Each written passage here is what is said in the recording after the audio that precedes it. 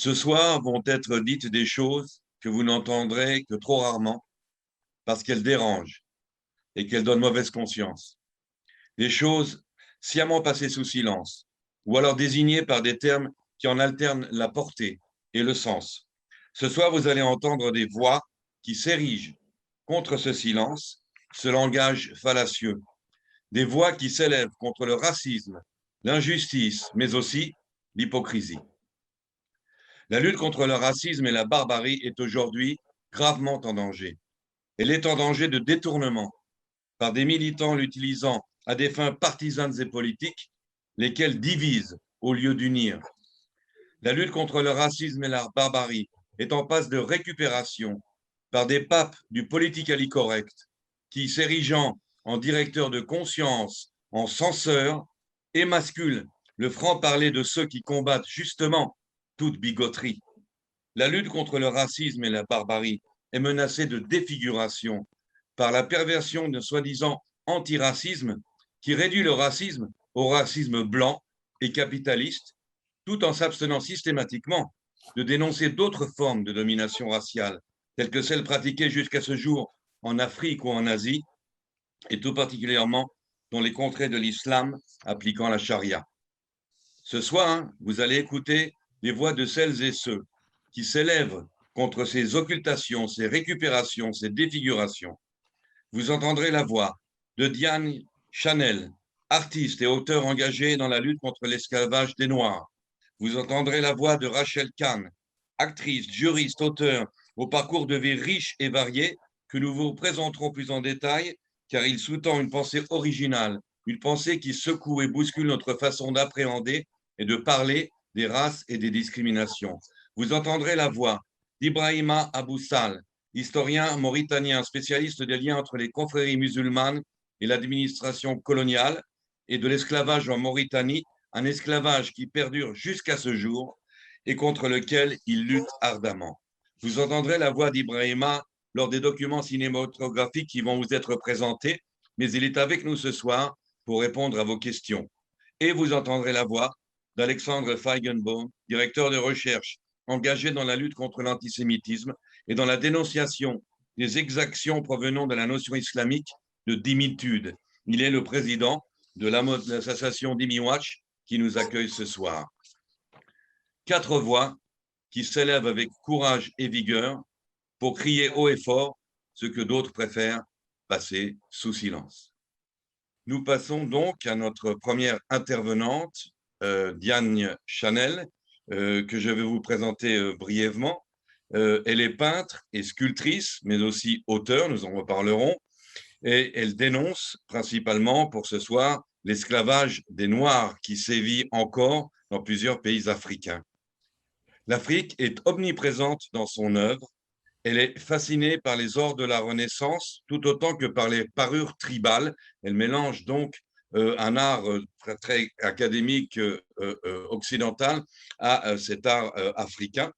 La beauté et la douceur des couleurs, la simplicité presque sereine du trait qu'on trouve chez elle sont en contraste frappant avec la dureté des thèmes abordés, ceux de la faim, de la torture, de l'oppression.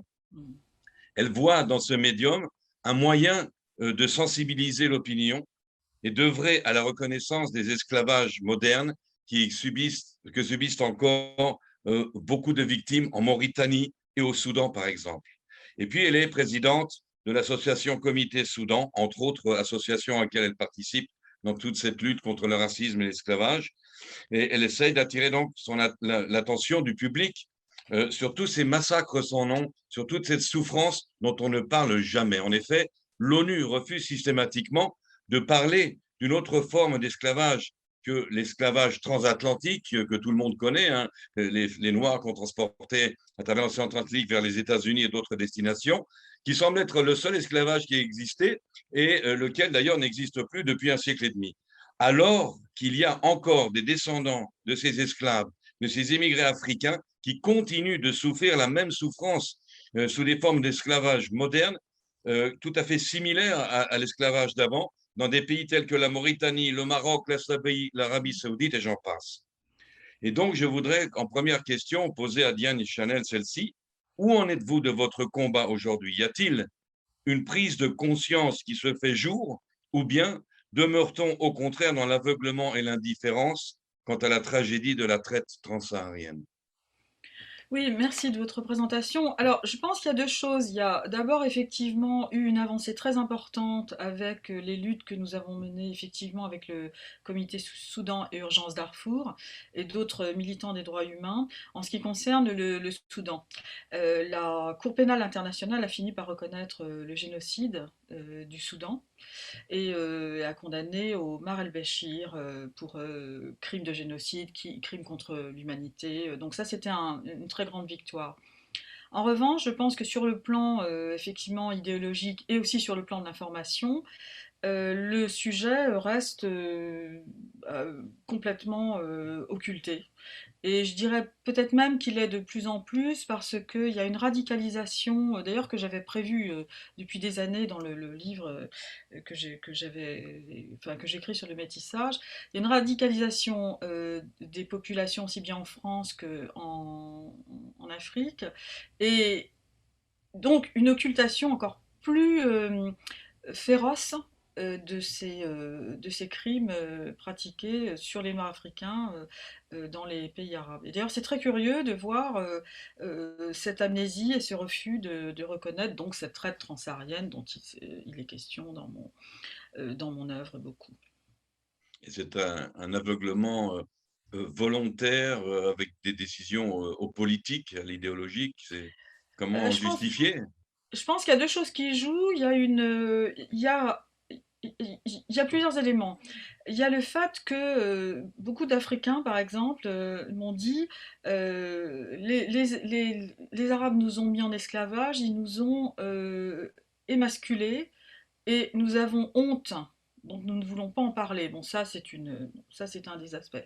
Il y a eu des accords paraît-il, avec les pays arabes et les pays africains, bon, plusieurs historiens m'en avaient parlé, qui ont demandé à ce que la traite transsaharienne, effectivement toujours plus ou moins endémique jusqu'à nos jours, ne soit pas enseignée dans les ouvrages scolaires. Et il y a à nouveau l'idéologie, mais qui existe aussi aux États-Unis. J'ai eu affaire bon, à des Noirs américains qui refusaient absolument d'entendre parler de cette traite. Parce que pour eux, bon, effectivement, il y a eu tout un mouvement qui a été mené aussi beaucoup par Kadhafi, qui a soutenu parfois des mouvements nord-américains, style Farrakhan, etc. Mais enfin, selon moi, mon analyse, c'était une façon de déstabiliser la, euh, la, la démocratie américaine et de pas en fait de soutenir les Nord-Africains, parce que Kadhafi a été un des premiers à massacrer, par exemple, les Noubas dans les monts Nouba au Soudan. Donc il y a plusieurs éléments qui jouent, qui sont des éléments qui sont à la fois dangereux, qui sont délétères, qui permettent d'occulter cette histoire. Il y a un refus historique. Et en fait, il y a un mensonge qui est partagé par tout le monde, par les Africains, par l'Occident, évidemment le monde arabe. Alors, vous avez, dans votre combat, on a parlé de votre art, on a parlé de vos écrits, mais vous avez aussi tenté de toucher véritablement le public de la jeunesse, des enfants. Vous venez parler qu'on a occulté toute cette souffrance dans certains livres scolaires. Eh bien, vous avez écrit des livres qui s'adressent aux enfants. Je voudrais citer une toute petite phrase d'une petite fille, Mafou, dont on dit tout va bien pour la petite Mafou, qui n'est ni toute noire comme son papa, ni toute bleue comme sa maman, mais noire et bleue comme, eh bien, comme personne autour d'elle. C'est un livre sur la différence, bien sûr, que vous êtes aussi dans un combat contre l'uniformité, contre le monolithisme, pour la diversité. Et vous avez écrit aussi alors ça, ce premier livre sur Mafou, c'est plus sur le problème du métissage. Voilà, Et oui. puis vous avez un autre livre qui est beaucoup plus axé sur le problème de l'esclavage, de la souffrance, qui est, si je ne m'abuse, l'histoire sans fin des Tafous et des Ratafous. Ah, oui. Et je pense qu'à travers en deux mots, après nous passerons à la présentation des films, en deux mots, que se passe-t-il entre les tafous et les ratafous? Alors les Mafou et les Ratafou, effectivement, c'est un livre qui met en scène les événements du Soudan. C'est-à-dire cette guerre interminable, et d'ailleurs malheureusement qui a repris même après les accords de paix, et ce sont effectivement les Mafous représentent les Soudanais, les Noirs africains, et les Ratafous représentent les gens du Nord, bon effectivement les populations arabo-musulmanes menées par la dictature de Khartoum, qui évidemment n'ont de cesse de prendre leurs terres, leurs biens, et de les mettre en esclavage. Voilà. Et voilà, c'est un livre pour les petits, mais quelque part, bon, c'est peut-être certains parents ont trouvé que c'était un peu violent, et c'est exactement malheureusement ce qui se passe au Soudan. Il faut que les petits soient avertis aussi. Voilà, je pense que c'est même, peut-être aussi un livre justement pour les grands. Nous sommes les grands enfants, nous avons besoin d'être éduqués. Et alors, ce soir, pour, illustrer, votre propos, vous nous invitez à découvrir 2 films dont les extraits vous semblent édifiants. Alors il s'agit, du premier film, c'est «Même si tu pries, tu n'iras pas au paradis», et du second, «Sanctuaire et sépulture», dans lesquels nous allons découvrir, dans les extraits que vous avez choisis, 2 autres combattants. Le premier qui est avec nous ce soir, c'est Ibrahima Aboussal, historien mauritanien, spécialiste des relations entre les confréries musulmanes et l'administration coloniale et spécialiste de l'esclavage en Mauritanie. Et puis le second personnage très très fascinant aussi, c'est Mohamed Ould Siré, qui est le fondateur de El Or, qui est une association aussi un peu comme les vôtres, donc d'action contre l'esclavage en Mauritanie, spécialement dans son cas. Et donc, je pense que dans ces 2 films, vous donnez la parole, à 2 combattants, contre, l'esclavage aujourd'hui, qui vous paraissent, à mon avis, exprimer ce qui doit être su et compris de ce Oui. que nous on ne nous dit jamais. Oui, alors en fait, il y a trois films. Même si tu pries, tu n'iras pas au paradis. C'est un film pour moi qui était extrêmement important de faire. Mais depuis que j'étais toute petite, parce que j'étais allée bon, un peu au Sénégal et j'avais tout de suite perçu qu'il y avait un esclavage avec les Noirs africains, alors que j'avais 6 ans, ça m'avait énormément choquée. Je me suis toujours promis de faire ce film. Et ce film, en fait, on ne verra pas tout, mais j'ai choisi des témoins de ce que tous les Noirs africains pouvaient vivre à différents niveaux de la société mauritanienne. Donc ça, c'est une chose. Effectivement, il y a donc 8 minutes de ce film, dont un extrait. Il y a un autre extrait où effectivement il y a Ould Siré et Ibrahima Aboussal, puisque bon, nous les avions pressentis, et pour diverses raisons, bon, on n'a pas pu les... Enfin, Ibrahima Aboussal pourra répondre aux questions tout à l'heure, mais bon, ça n'a pas été possible de les avoir autant que nous le souhaitions. Bon. Et Sanctuaire Sépulture, alors ça rejoint la présentation que vous faisiez au début sur mon travail. C'est une installation sur laquelle je lis un texte où je parle de la fabrication des eunuques dans le monde arabe. Et c'est une des choses qui très vite m'a fait identifier cette traite transsaharienne comme étant une traite génocidaire parce qu'on tuait des enfants noirs par dizaines, par milliers, pour en faire des eunuques pour les harems du monde arabe. Donc il y a un mélange à la fois historique, puisque je cite certains textes qui datent du 18e, 19e siècle, et en même temps il y a des témoignages contemporains que j'ai pu recueillir, donc qui se passent au Soudan, en Mauritanie, etc. Donc c'est une vidéo enfin, de 8 minutes, mais qui est assez éprouvante dans ces témoignages. Je pense qu'on va passer tout de suite à ces vidéos, justement. Passons, au concret et donc merci de nous avoir parlé. On vous retrouve pour les questions et Je vous remercie. heu, comme on dit à la télévision, même si nous sommes sur Zoom, je rends l'antenne, à la technique pour que nous puissions visionner, les films dont nous venons de parler. À À tout vous, à l'heure. Cognac Jet.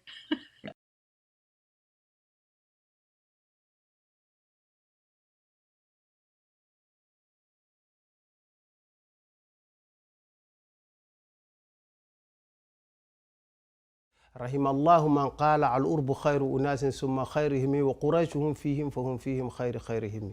Que Dieu prie ou excuse à celui qui a dit c'est les Arabes qui sont les meilleurs du monde, ils sont parmi les meilleurs et les Quraysh sont encore meilleurs parmi eux. Vous savez, nous on a appris ça depuis jeunes. Ce qui fait que avant d'aller dans le monde arabe, on pensait que les Arabes nous accueilleront, nous respecteront comme musulmans avec tout ce qu'on avait comme connaissance islamique. Donc, quand je suis arrivé en Libye, je n'étais pas venu pour apprendre l'arabe, je n'étais pas venu pour apprendre la loi islamique, c'est-à-dire la charia. J'étais venu pour avoir un diplôme, parce que je ne pouvais pas avoir un diplôme, et aussi pour apprendre l'agronomie, parce qu'à l'époque, l'agronomie n'était pas apprise en arabe en Mauritanie. Mais le premier choc que j'ai eu quand je suis arrivé, je suis allé à la mosquée pour donner des témoignages personnels. Et j'allais dans la mosquée, puisque je travaille dans une librairie à côté, j'allais dans la mosquée pour faire mes prières de temps en temps. Avec une grande surprise, deux jeunes passent à côté de moi. L'un d'eux a dit regarde l'esclave dont je te parlais, sauf l'Abdel Gitlak. Et bon, après avoir tourné la tête, j'ai compris qu'il doit y avoir un esclave comme moi. Et voilà, en sortant, je les ai trouvés dehors. Ils m'ont appelé, mais qu'est-ce que vous récitez quand vous priez? Je leur dis, je récite le Coran. Vous connaissez le Coran? Ça m'a tellement surpris, moi qui suis éduqué dans le Coran et autres, que j'étais énervé. Bon, ils sont finis par rigoler en disant, écoute, que vous priez, que vous ne priez pas, vous n'allez pas au paradis. Ce film est la mort d'une illusion. L'illusion que l'esclavage des Noirs africains a disparu avec la fin de la traite transatlantique. Aujourd'hui encore, des Noirs d'Afrique sont achetés et vendus dans au moins 2 pays, la Mauritanie et le Soudan. Ils subissent le viol, des tortures spécifiques exercées contre eux en représailles, des mutilations, la castration, la famine, la mort. أنا قال لي أعمار والشداد خلاقة 79 في أنشيكان وحرطاني جاء من أسرة حراطين ترجم له هذا. Il dit que lui, il s'appelle Ammar Ould Shaddad, qu'il est né en 1979, qu'il est d'une famille Haratin, donc il appartient à la communauté Haratin. واسمي ما قط أيط لي بها أبدا، يقول لي لا العبد والله الحرطاني، اسمي ما يوطى فيه، يعطي لا باسم الحرطاني فقط. Il dit qu'il ne l'appelle jamais par son nom, il s'appelle Ammar Ould Shaddad, mais il ne dit jamais Ammar, il dit l'esclave ou la Hartani. Dans le monde arabe, au noir, culturellement, au noir est considéré comme esclave. Et c'est tellement vrai qu'au lieu d'appeler au noir, c'est-à-dire en langue arabe on dit aswad, ou aswad c'est-à-dire noir, ou asmar c'est-à-dire un peu basané, on nous appelle abed. Abed c'est-à-dire esclave. Et en Algérie, on appelle les noirs les kahlous. Et en Libye aussi les girigira. Ce qui veut dire, donc ce qui veut dire que l'homme noir dans ce pays-là est considéré comme esclave. C'est tellement vrai que c'est intégré par les Noirs de ces pays-là. Les Africains ont vendu les Africains aux Arabes pendant la traite de l'esclavage oriental. Ils ont vendu les Africains aux Européens pendant la traite atlantique.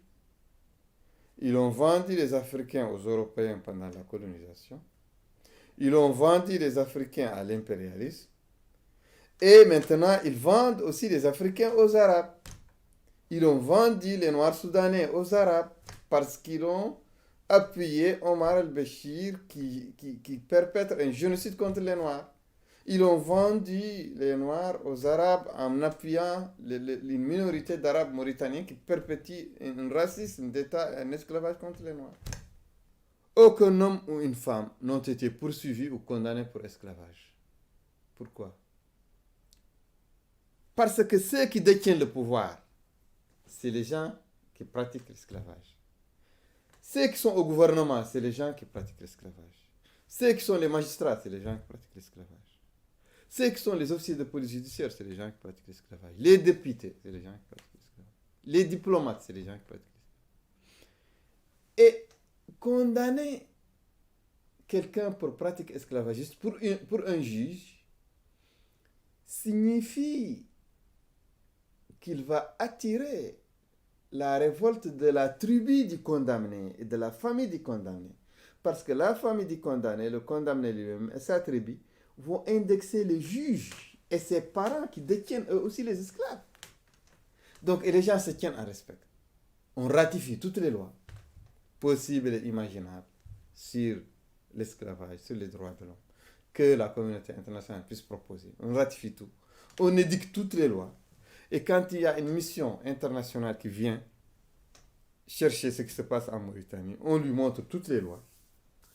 Tout, voilà, les lois sont là. Mais aucune application, mais aucun acte dans les minutes des tribunaux de Mauritanie, aucune condamnation, aucune jurisprudence. Si je retourne là-bas, je ne peux pas retourner.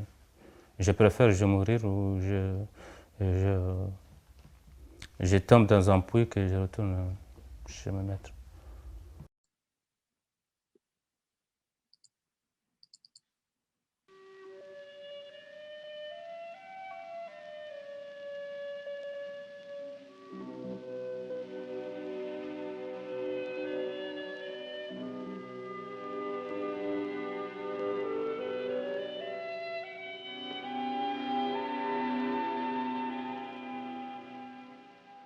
Sanctuaire Sépulture lit 2 séries. Une saison au Sud-Soudan sur le génocide et l'esclavage des populations noires africaines de 1956 à nos jours. Et la seconde, Pas de printemps pour Geronimo, sur les victimes de la traite transsaharienne.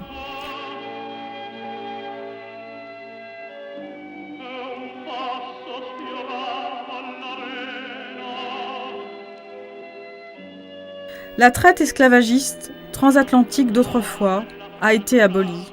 Cependant, en 2006, la traite esclavagiste arabe continue de dévaster l'Afrique noire, particulièrement en Mauritanie et au Soudan.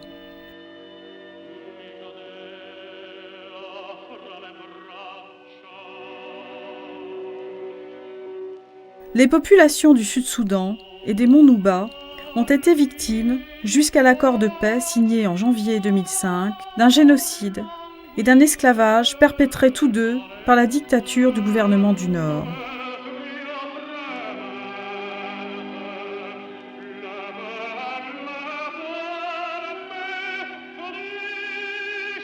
Une des spécificités de l'esclavage arabe était la fabrication d'eunuques.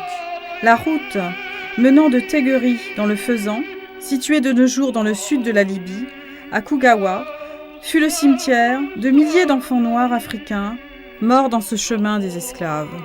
Morts pour être transformés en eunuques pour les harems de l'Orient.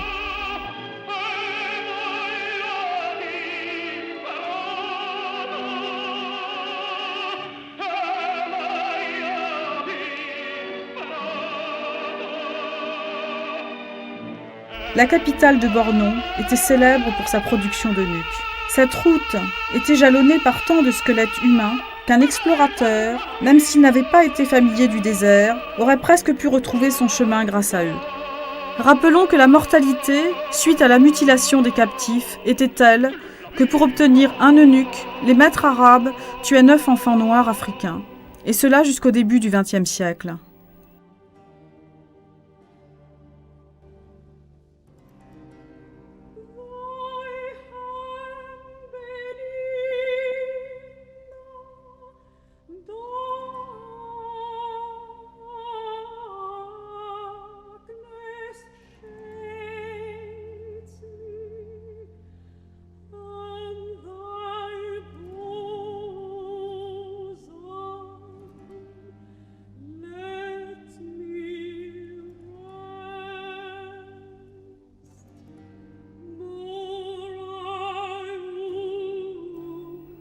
Ce présent intenable est possible puisque le passé a été occulté. et que sa transmission historique ne s'est pas faite. Horreur au XVIIIe siècle et horreur en 2006. Le mutisme d'hier cache encore la réalité d'aujourd'hui.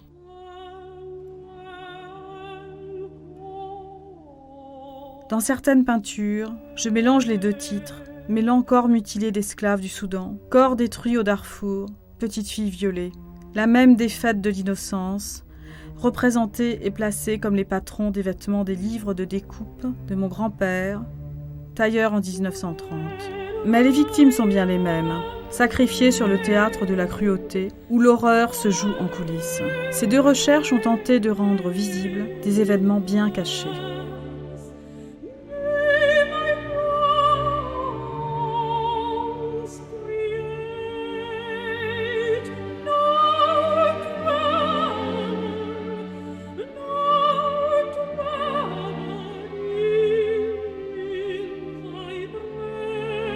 Les morts oubliés sans sépulture forment un sanctuaire invisible.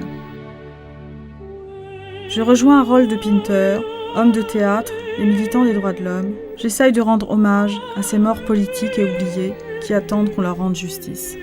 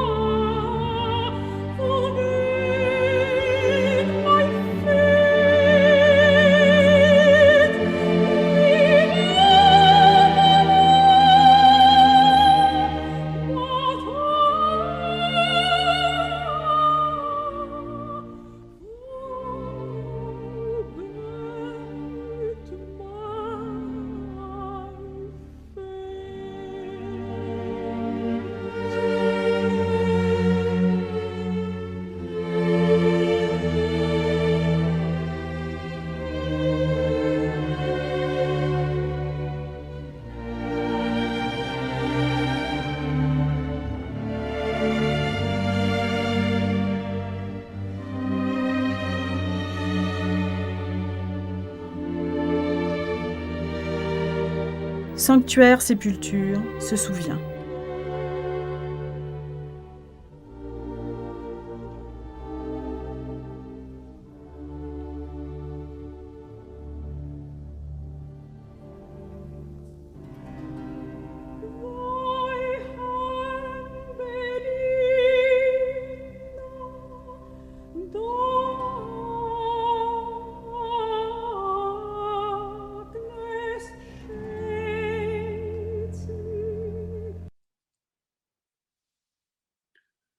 Nous allons maintenant écouter une interview de Ibrahima Aboussal et de Mohamed Outsiré qui répondront ensuite, en tout cas pour Ibrahima, qui pourra répondre aux questions.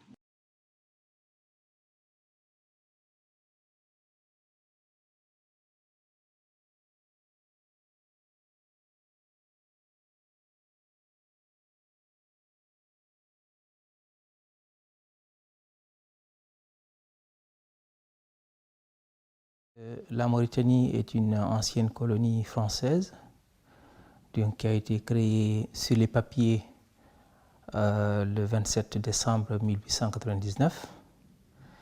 Et à partir maintenant de cette date, le colonialisme français a essayé de mettre en place une politique d'occupation parce que l'objectif de l'impérialisme français à l'époque, c'était de créer ce qu'on appelle un empire colonial qui allait de l'Algérie jusqu'au fleuve Sénégal. Dès la création donc, de cette Mauritanie, on a pensé tout de suite à la création d'une colonie ethnique. Colonie ethnique qui serait composée exclusivement de Touaregs et de Maures. Comment penser créer une colonie au sein de laquelle n'habiteront que des populations dites berbères et maures, et exclure systématiquement les populations qui ne sont pas maures et qui ne sont pas berbères.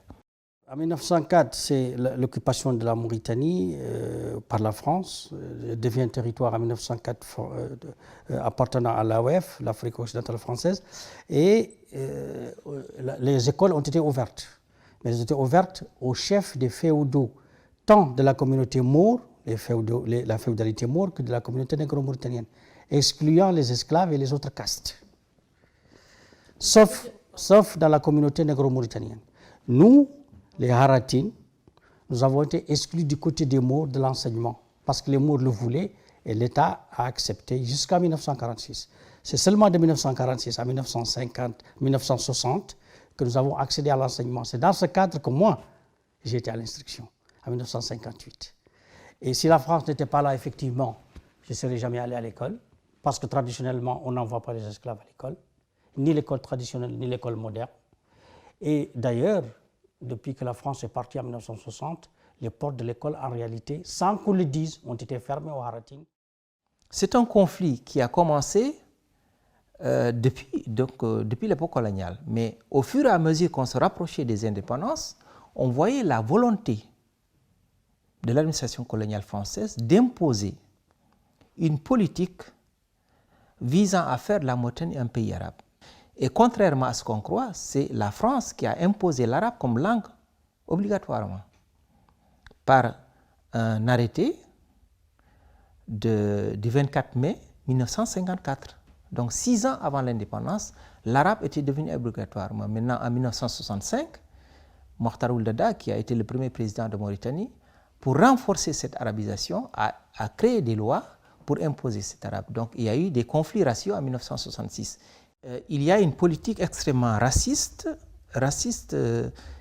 qui nous rappelle exactement ce qui s'est passé en Afrique du Sud. Et que cette situation a perduré et qui perdure jusqu'à présent parce que nous avons eu l'occasion de rencontrer des agents de l'administration du ministère des Affaires étrangères qui disaient oui, qu'il n'est pas question aujourd'hui que la Mauritanie soit dirigée par un noir, mais on lui a répondu que non, nous sommes tous des citoyens mauritaniens, quelle que soit la couleur de la peau. Et dès lors que nous sommes citoyens, tout citoyen mauritanien peut diriger ce pays dès lors qu'il a les compétences et qu'il a la politique qui va en faveur des intérêts de tous les Mauritaniens. Mais lui, il dit que non, la Mauritanie est un pays arabe, mais on lui a dit que non, il ne faut pas confondre le mot arabe et le mot noir, parce que arabe c'est culturel, tandis que noir c'est racial. L'esclavage en Mauritanie a un caractère racial, incontestablement, simplement du fait qu'il ne touche que les noirs. Et ça, c'est depuis très longtemps. Depuis le 7e siècle, le premier contrat a été signé entre l'Égypte et le Soudan, où déjà la Nubie fournissait 300 esclaves au Pacha d'Égypte. Ça, c'est déjà le 1er siècle de l'islam. Et dès que, malheureusement, les sources d'esclavage pour le monde arabe se sont taries du côté de l'Europe de l'Est, notamment lorsque la Russie et les États a constitué un État qui défendait ses territoires, et qu'à l'ouest, tant du côté de la France que du côté de la Grande-Bretagne, que de l'Espagne où se sont constitués les premiers États, les Arabes ne pouvaient plus se servir, alors la seule route qui leur restait, c'est l'Afrique. Ils ont jeté leur dévolu sur l'est de l'Afrique par l'océan Indien. C'est ainsi que la Tanzanie, l'Ouganda, les Kenya sont devenus des foyers, mais aussi la Corne de l'Afrique c'est-à-dire Djibouti, les îles Comores, la Somalie dont on parle aujourd'hui, qui est en face de Yémen. Vous comprenez? C'était là les premiers foyers dont on a commencé à puiser fortement. Christian de la Campagne, qui est le grand spécialiste français de l'esclavage, qui a écrit un livre, Histoire de l'esclavage. Alors là, il brosse l'esclavage depuis la Grèce, qui est pour lui la première société esclavagiste, la société romaine, à aujourd'hui. Et il définit donc le racisme comme étant la haine de l'autre. Et donc, il y a une profonde haine. D'ailleurs, on ne peut pas asservir quelqu'un quand on a de la considération pour lui. On ne peut pas. Parce que, comme l'a dit Abraham Lincoln, si l'esclavage n'est pas mauvais, rien au monde n'est mauvais. À Tripoli, en Libye, c'était en août 1983, un jeune Mauritanien qui vivait en Libye qui m'a montré un article qui disait que la stratégie de ce qu'on appelle les pays arabes, c'est de conquérir toute l'Afrique. Et c'était Saddam Hussein qui disait que pour conquérir tous ces pays, il faut d'abord leur apporter de quoi manger, les corrompre systématiquement et utiliser tous ces grands intellectuels religieux pour instaurer la domination arabe en Afrique. Et Kadhafi, le jour de l'ouverture de ce colloque, de cette conférence panafricaine de la jeunesse, il le disait. Il disait en Afrique, on ne doit parler qu'une seule langue, c'est l'arabe. On ne doit pratiquer qu'une seule religion, c'est l'islam. Mais qu'est-ce que l'islam a à voir avec la solidarité humaine? Au contraire,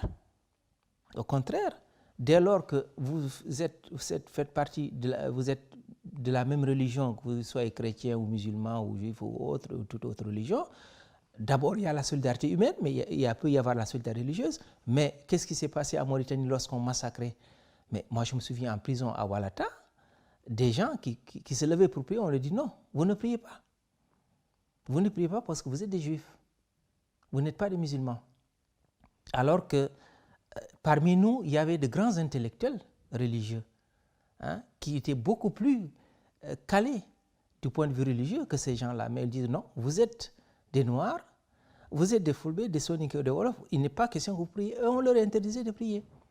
Ce sont ces mêmes personnes prient ou bien croient à la même religion. Nous croyons à la même religion, que ce soit l'islam ou le christianisme, mais on se massacre entre nous au nom d'une race ou bien au nom d'une culture.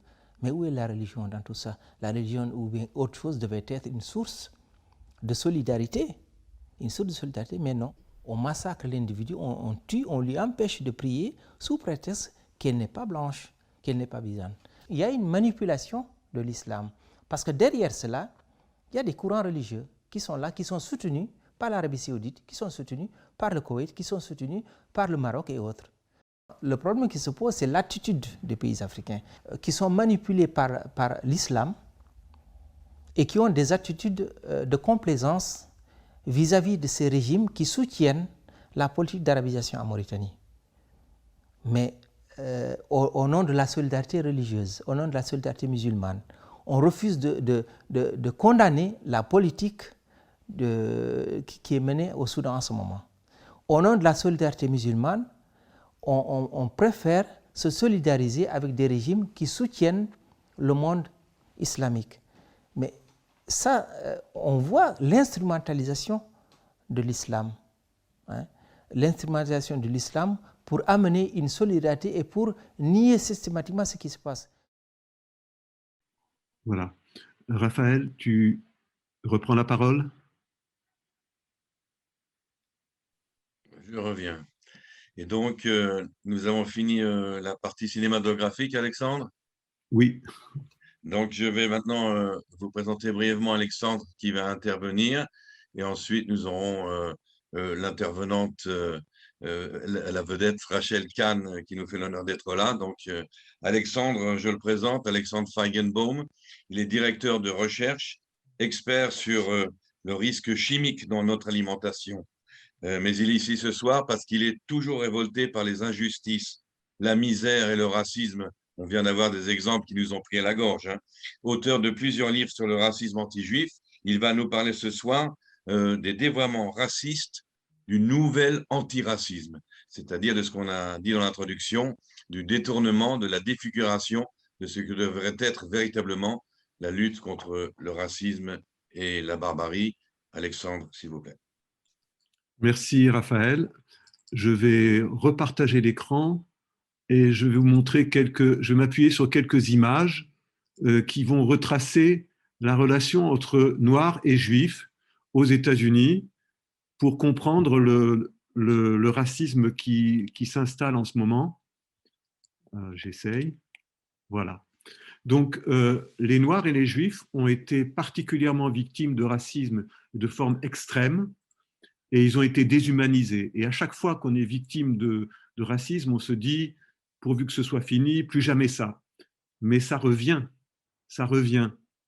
Nous avons vu les exemples terribles, c'est même difficile de parler après ce qu'on vient d'entendre, mais je vais vous parler d'un autre racisme.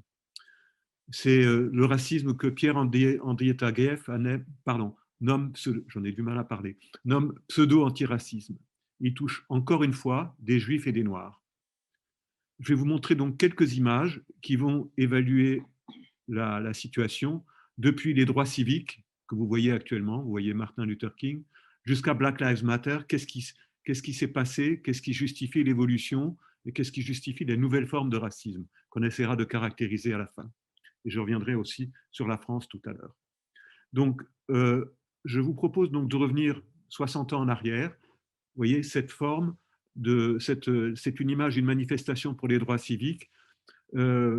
En mars 1965, Martin Luther King est parti de Selma. Le trajet pour Montgomery, la capitale de l'Alabama, était de 85 km. Ils sont partis à 3000, ils sont arrivés à 25 000. Ils ont mis plusieurs jours en dormant dans les champs. Et de temps en temps, il y a eu aussi des morts tués par le Ku Klux Klan.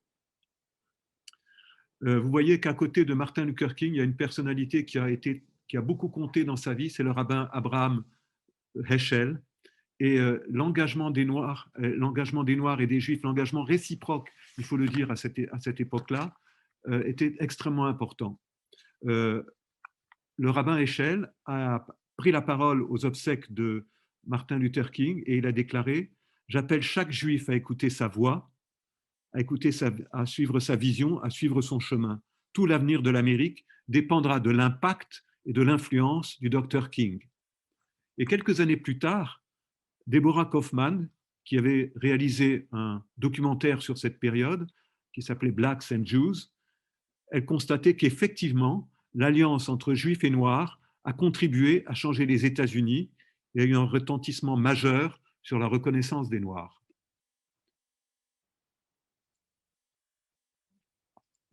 J'essaye de changer de diapositive. Voilà. Donc, voici deux personnes. Je reviens assez en arrière au début du XXe siècle.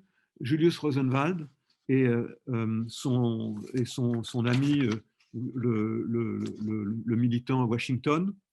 Je dois dire qu'ils ont... Julius Rosenwald est quelqu'un qui est un juif descendant d'immigrants juifs arrivés aux États-Unis au milieu du XIXe siècle. Il se trouve qu'il a fait fortune et qu'il a réinvesti la grande majorité de sa fortune dans des associations philanthropiques, et notamment en créant des écoles dans des zones où il n'y avait pas d'école pour les Noirs, où ils ne pouvaient pas accéder à l'école, notamment dans le sud des États-Unis, l'Alabama, effectivement.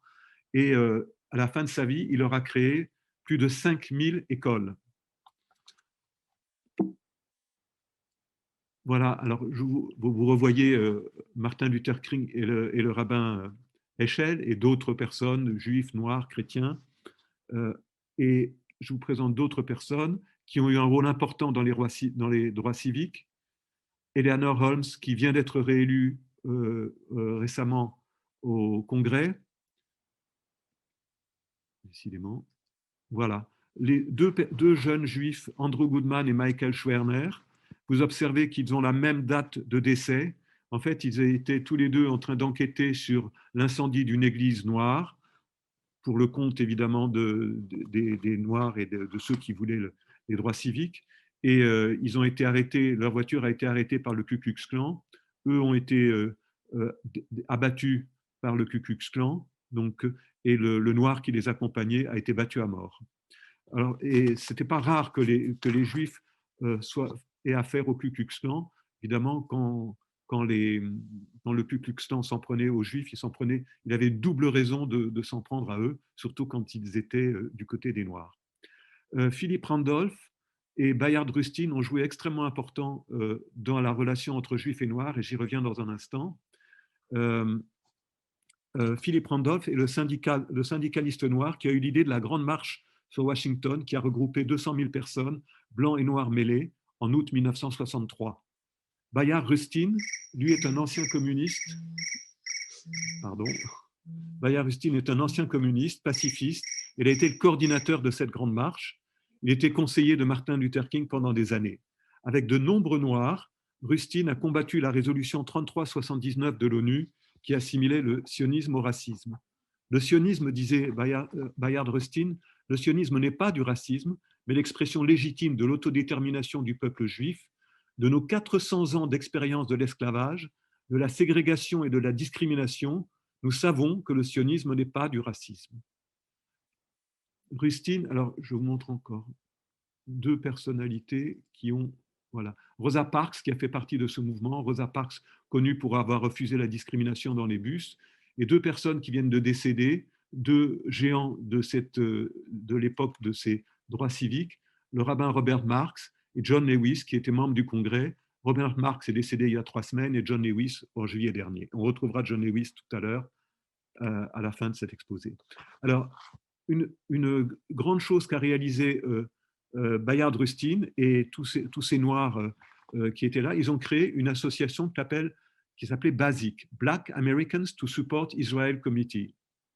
Ils ont publié en 1975 une page entière dans le New York Times, après la résolution 3379.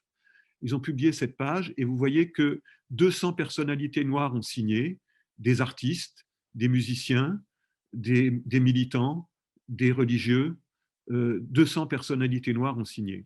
Que disait cet article? Je ne vais évidemment pas détailler le tout, mais je signale deux rubriques. Le numéro 1, nous condamnons le boycott anti-juif qui existait déjà à l'époque. Et une autre, le numéro 6, qui nous soutenons une véritable autodétermination des Palestiniens, mais pas au détriment des droits des Juifs, pas sous la pression des terroristes. Nous avons de la compassion pour les réfugiés palestiniens, mais pourquoi tant de pauvreté au milieu des richesses arabes? Voilà donc l'action qui a été menée et la synergie qui a été entre les Noirs et les Juifs au milieu du XXe siècle. Qu'est-ce qui a fait que ça... Pardon, je vous montre encore un exemple un peu inattendu. Eldridge Cleaver, un des leaders des Black Panthers que vous voyez ici avec sa femme, et en arrière-fond une affiche du FBI parce qu'il était recherché, évidemment. Eldridge Cleaver a passé 4 ans en Algérie et il a été révolté contre le racisme. Et c'est quelque chose dont j'ai parlé encore cet après-midi avec Ibrahima. Et Ibrahima me disait que Frantz Fanon a eu la même révolte parce qu'en tant que noir, en Algérie, il a été victime de racisme de façon ignoble. Et Eldridge Cleaver est resté jusqu'à la fin un soutien des Juifs. Il a aussi combattu la résolution 3379 et un soutien d'Israël. Alors, il y a quand même eu des dérives et je veux donner deux exemples de dérives avant d'en arriver à la situation actuelle. Tout d'abord, le mythe du soi-disant rôle des Juifs dans l'esclavage. On le doit à Robert Brock, un raciste, suprémaciste noir, anti-juif. Et si vous allez voir sur le site PHDN, Pratique de l'histoire et dévoiement négationniste, vous verrez comment il a été reçu au Ku Klux Klan. Simplement parce qu'il a tenu un discours violemment anti-juif, il a été adoubé au Ku Klux Klan. Et ce n'était pas rare d'ailleurs que des suprémacistes noirs s'entendent avec des suprémacistes blancs. Ce qu'il a inventé, c'était que les Juifs ont joué un rôle important dans l'esclavage, on jouait le rôle important dans l'esclavage. Christophe Colomb était juif, son équipage était juif, les trafiquants d'esclaves étaient juifs, etc.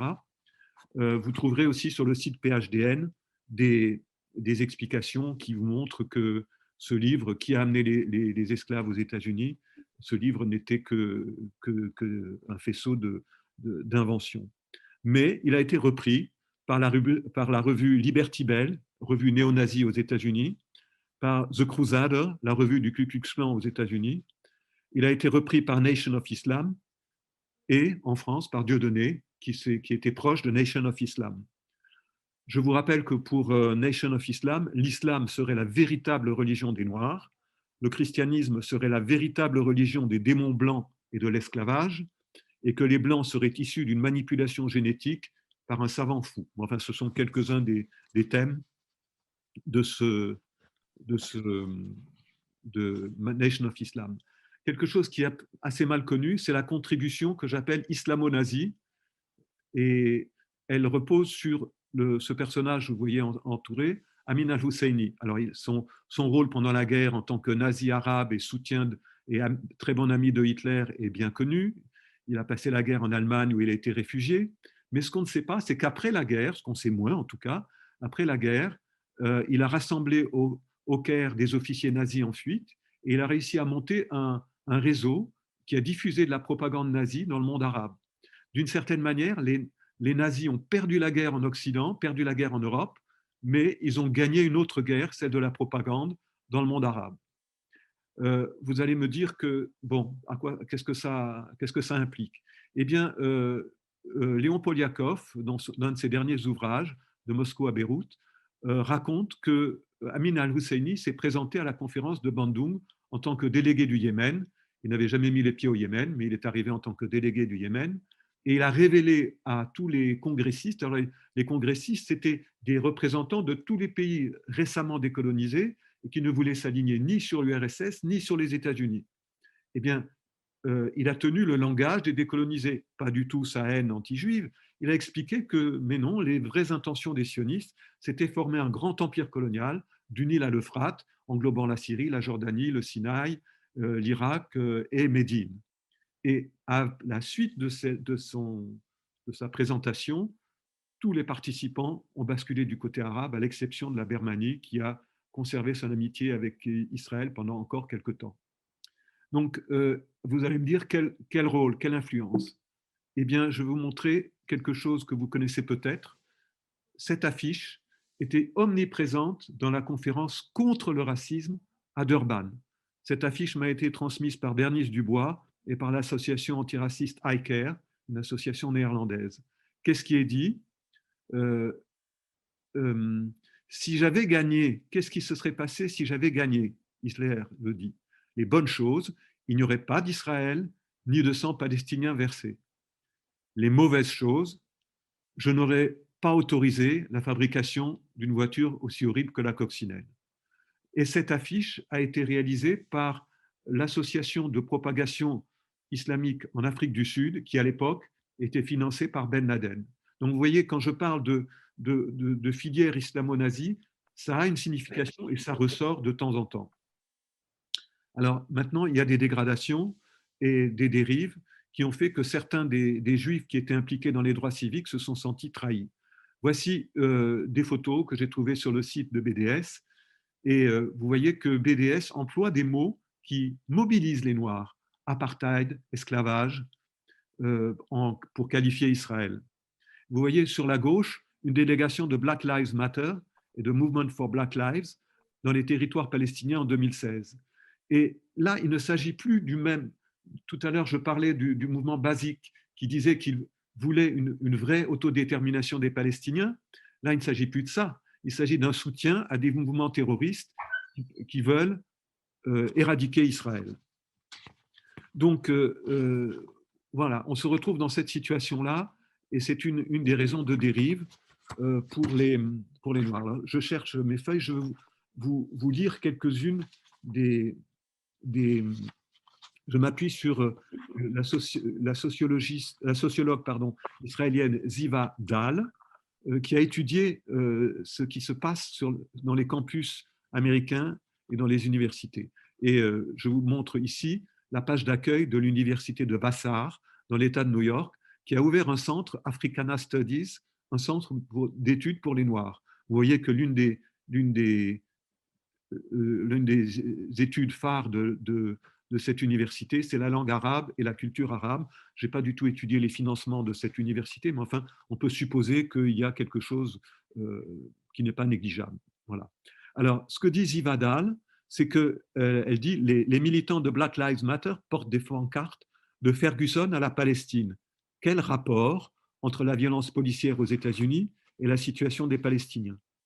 À l'Université de Columbia, des étudiants de Justice for Palestine s'allient à une association contre les violences sexuelles, No Red Tape. Quel rapport? Une association Jews for Peace, Jewish Voice for Peace, une association farouchement anti-israélienne, relie la question palestinienne aux luttes des étudiants de couleur, des étudiants survivants d'agressions sexuelles contre l'oppression, l'impérialisme, etc. Et quel rapport, demande-t-elle? Alors, le mouvement, évidemment, s'étend sur les campus américains et elle relève que dans cette université de Vassar, il y a un centre, donc, dans ce centre d'études africaines, il y a un cours, le cours AFRS 383, qui s'intitule Solidarité transnationale, lutte palestinienne pour l'autodétermination, lutte noire pour la libération. Et une professeure, Madame Jasbir Puar, professeure sur les études de genre et l'homosexualité, raconte dans son cours comment Israël prélève des organes sur les enfants palestiniens à des fins de recherche. Voilà, l'intersectionnalité aujourd'hui, dit Zivadal, ne sert qu'à condamner Israël de n'importe quelle façon.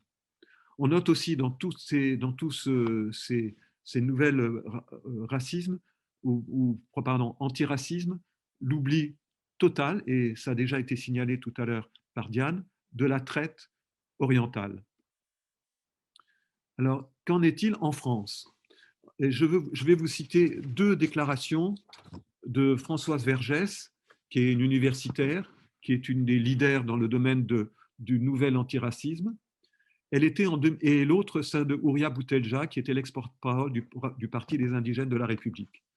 Françoise Vergès était en 2013 présidente du Comité pour la mémoire et l'histoire de l'esclavage. Elle a écrit un article de 13 pages sur les pratiques de l'esclavage contemporain et leur continuité dans l'esclavage colonial. Dans cet article, il y a à peine une phrase sur la traite orientale et rien sur la traite qui continue, sur la traite contemporaine. Ça ne l'intéresse pas. Alors sur la traite orientale, je vous lis cette phrase. La traite orientale, où nombre de captifs et le taux de mortalité dans les caravanes atteignent, selon les historiens, elle relativise, ils atteignent des taux plus élevés que ceux de la traite atlantique, ne présenta jamais la même technicité. Point à la ligne. C'est tout. C'est tout ce qu'elle a à en dire, même pas d'indignation. Ouria Boutelja, dans un débat avec Gilles Clavreul, monsieur antiracisme de François Hollande. L'esclavage, je cite, l'esclavage effectivement a toujours existé, seulement il n'était pas racial. Les Arabes mettaient en esclavage aussi bien des congénères, alors qu'est-ce que c'est les congénères? C'est sans doute pas des Arabes, ou des Européens qu'on ne nommait pas alors noirs ou blancs. La race n'a jamais été théorisée par les Arabes ou d'autres sociétés esclavagistes. Vous venez de voir les films de Diane, vous venez d'écouter Ismaïla. Je n'ai même pas besoin de commenter ce genre de choses. Pardon, Ibrahima Aboussal. En réalité, il y a un racisme systémique dans les pays pratiquant la charia. Alors, en conclusion, j'ai fait un tableau pour essayer de comparer. C'est un tableau qui est inspiré de discussions avec Batior. Comparer qui sont les gentils et qui sont les méchants selon les deux idéologies, l'extrême gauche décoloniale. Bon, c'est une mouvance, c'est très vaste, c'est difficile de dire que c'est une idéologie ferme, mais quand même, je donne des généralités et ces généralités sont assez applicables en tout cas aux deux personnes que je viens de citer. Et je cite aussi les occultations et les oublis. Alors, dans les pas gentils, il y a les Blancs, les esclavagistes européens et leurs héritiers, leurs descendants, puisqu'ils profitent encore de l'argent que l'Occident a fait sur la traite d'esclaves, les colonialistes et leurs héritiers, pour les mêmes raisons, profitent toujours de cela. Selon les islamistes, ce sont les dhimmis, c'est-à-dire des chrétiens et des juifs et des païens, des non-musulmans, qui sont les pas gentils, qu'il faut soit convertir, soit oxyre s'ils ne veulent pas se convertir, ou dans le cas des dhimmis, ils ont droit à un statut intermédiaire avec une oppression et des humiliations. Cette situation-là qui, à mon avis, justifie le racisme systémique dont on parle ce soir dans les pays islamiques, puisqu'on hiérarchise des individus, on les hiérarchise selon la religion, mais de les hiérarchiser selon leur religion, il n'y a qu'un pas à faire pour les hiérarchiser selon la couleur de peau. Et dans les occultations et oublis de l'extrême gauche décoloniale, le gigantesque empire colonial construit par les Arabo-Berbères n'est même pas mentionné et bien sûr pas condamné. Donc il y a une convergence, même si ce ne sont pas pour les mêmes raisons que l'on condamne les Blancs ou les non-musulmans, ça revient au même. Ça revient au même et on occulte les mêmes choses. Les gentils, ce sont les victimes du racisme et du colonialisme blanc, et les Africains, victimes de la traite transatlantique. Selon les islamistes, les victimes sont les musulmans, victimes de la colonisation. Et bien sûr, on oublie beaucoup de gens. Les victimes blanches et noires de la traite orientale, les victimes chrétiennes et juives de la dhimmitude, les victimes juives de la Shoah. Et je veux vous dire quand même une phrase de Ouria Boutelja que je trouve admirable, qui est que les Juifs pourraient, s'ils le voulaient, revenir dans la grande fraternité des victimes, c'est-à-dire changer de case, aller dans les victimes, s'ils faisaient une chose, s'ils abandonnaient Israël. Voilà, ça a été sa proposition. Et je vais conclure avec John Lewis, dont je vous parlais au début, ce membre du Congrès noir américain qui est décédé en juillet dernier, parce que John Lewis remet l'universalisme à sa place dans le racisme, dans l'antiracisme plutôt. Voilà, vous et moi, nous sommes partenaires. Nous participons à une lutte permanente pour aider les gens de ce pays et du monde entier à se confronter à une vérité simple. Nous sommes un seul peuple, nous sommes une seule famille, nous sommes la famille humaine. Voilà, je vous remercie. Merci bien, je reprends la parole. Je voudrais savoir si Rachel Kahn est avec nous. Elle y était. Voilà. Si elle y est, alors si on peut la voir et l'entendre. Je suis là, vous m'entendez? Ça y est, je vous entends et je vous vois. Très bien. Merci bien. Eh bien, Rachel Kahn, vous devrez d'abord m'excuser, car je vais lire un CV que j'ai pioché sur la toile, parce que votre parcours est tellement riche et varié que je me suis emmêlé les pédales et donc j'ai piqué ça à quelqu'un d'autre. Mais je dois le lire parce que dans ce parcours, en fait, tout compte et tout contribue à ce que vous exprimez et représentez aujourd'hui. Donc, il est important, effectivement, de connaître tout cela. Alors, vous êtes juriste de formation, ancienne sportive de haut niveau, championne de France d'athlétisme, comédienne de théâtre et de cinéma. Vous avez également travaillé à la communication des Verts, puis à la région Île-de-France en tant que chargée de mission et conseillère culture. Vous animez aussi des ateliers avec des détenus radicalisés en prison. Vous dirigez la commission jeunesse et sport à la LICRA. Vous êtes à la tête d'un centre culturel dédié au hip-hop. Encore un vecteur artistique, on avait avec Diane Chanel la sculpture, la peinture, ici la musique, le hip-hop. Bref, vous avez 1000 casquettes et à peu près autant de vies, auxquelles vous avez ajouté cette année celle d'autrice avec la publication de votre dernier livre qui fait beaucoup de vagues, le livre qui est intitulé Racé, Racé-e au féminin, puisque c'est vous. C'est un livre sur tous les débats actuels autour de l'identité, de la race, mais avec une analyse à contre-courant. Vous faites pas mal d'amis quand même avec ce bouquin. Et votre approche est très, très innovatrice. Je pense qu'elle jette ce soir une lumière un petit peu différente avec tout ce qu'on a appris. Hein. Je cite… Il y a Rachel. Hein? Vous pouvez… ceux qui n'interviennent pas ne doivent pas avoir leur micro branché, s'il vous plaît. Je cite une de nos auditrices ici ce soir, Catherine Lechter, un mot qu'elle a dit, hallucinant. Elle est hallucinée. Et moi, je trouve que c'est hallucinant d'être halluciné. C'est-à-dire hallucinant que nous ne sachions pas toutes ces choses-là. Alors, avec Rachel Kahn, nous entrons dans quelque chose de plus dialectique dans le langage. Rachel Kahn, en fait, elle s'érige contre les expressions consacrées, les clichés, les registres de langage inappropriés au sujet, les termes fallacieux qui cloisonnent, étiquettent, divisent. Bref, tout un langage trompeur, trompeur aux deux sens du terme, hein. Trompeur erroné, mais trompeur fourbe. Alors, Rachel Kahn, expliquez-nous l'importance d'une justesse du langage dans l'approche des notions de race et de racisme. Bah, déjà, merci pour cette invitation et merci pour les intervenants avant. C'était extrêmement riche et ça fait du bien d'avoir ces interventions très concrètes et qui nous rappellent l'histoire, le passé et qui ouvrent toujours cette voie pour continuer d'avancer. C'est très important. Donc, merci d'avoir initié ce moment-là. Le truc, c'est que moi, je suis partie d'un sentiment, en fait, le sentiment de ne pas pouvoir m'exprimer en tant que femme noire et juive.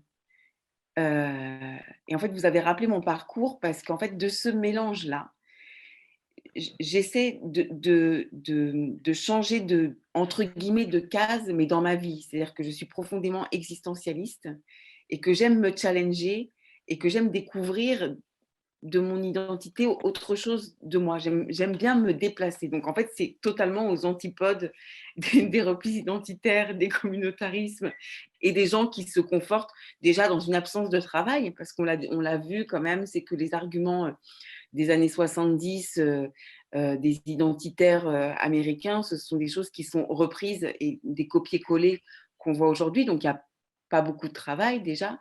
Et l'idée avec ce livre-là, c'était de réinterroger notre langage qui constitue notre pensée. Et alors, je ne suis pas du tout psychanalyste et je n'ai pas du tout cette dimension-là, mais la psychanalyse m'intéresse beaucoup.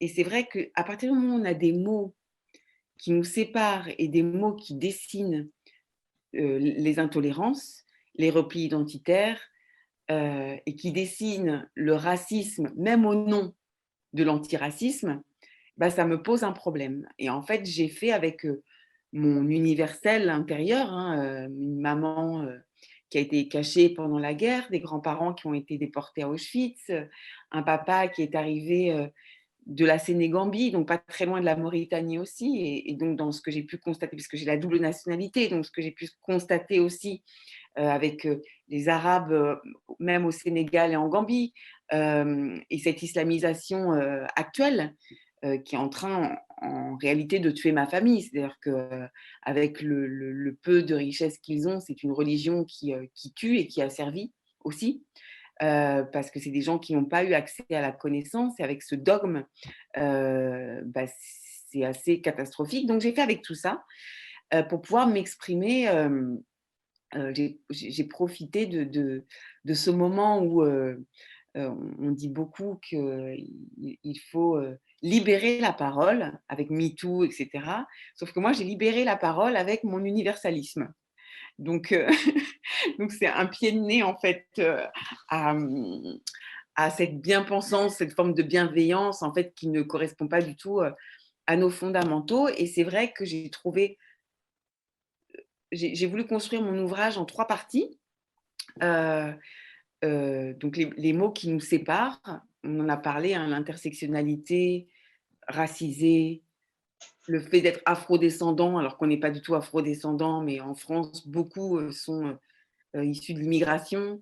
Ces mots qui nous mentent et qui racontent n'importe quoi de nous, et qui sont extrêmement dangereux, et notamment par rapport aux jeunes, c'est qu'on leur raconte n'importe quoi. J'ai bien aimé en fait le fait que dans les interventions précédentes, il y ait ces mots en fait qui entrent en résonance avec quelque chose de la souffrance de ces jeunes, et notamment sur la colonisation, sur l'esclavage, en fait qu'on perturbe complètement le mental des gens. Hein. C'est un vrai lavage de cerveau à travers les mots. Et c'est de ça, en fait, dont je voulais parler. Donc, effectivement, je ne me fais pas des amis, mais je me fais pas des amis, mais je me fais beaucoup de vrais amis aussi. C'est-à-dire que j'ai l'impression que ça a quand même libéré la parole pour ceux qui défendent les droits fondamentaux pour de vrai, l'universalisme et nos principes réparateurs. Donc voilà. Dans ce que vous dites, il y a une chose qui est assez intéressante, et avec Diane Chanel aussi, c'est qu'en fait, et je vais m'inclure dedans avec quelques juifs, à mon avis, qui sont ici, plus on est mélangé, plus on est l'un d'origines différentes, et plus on semble avoir une entité assez solide.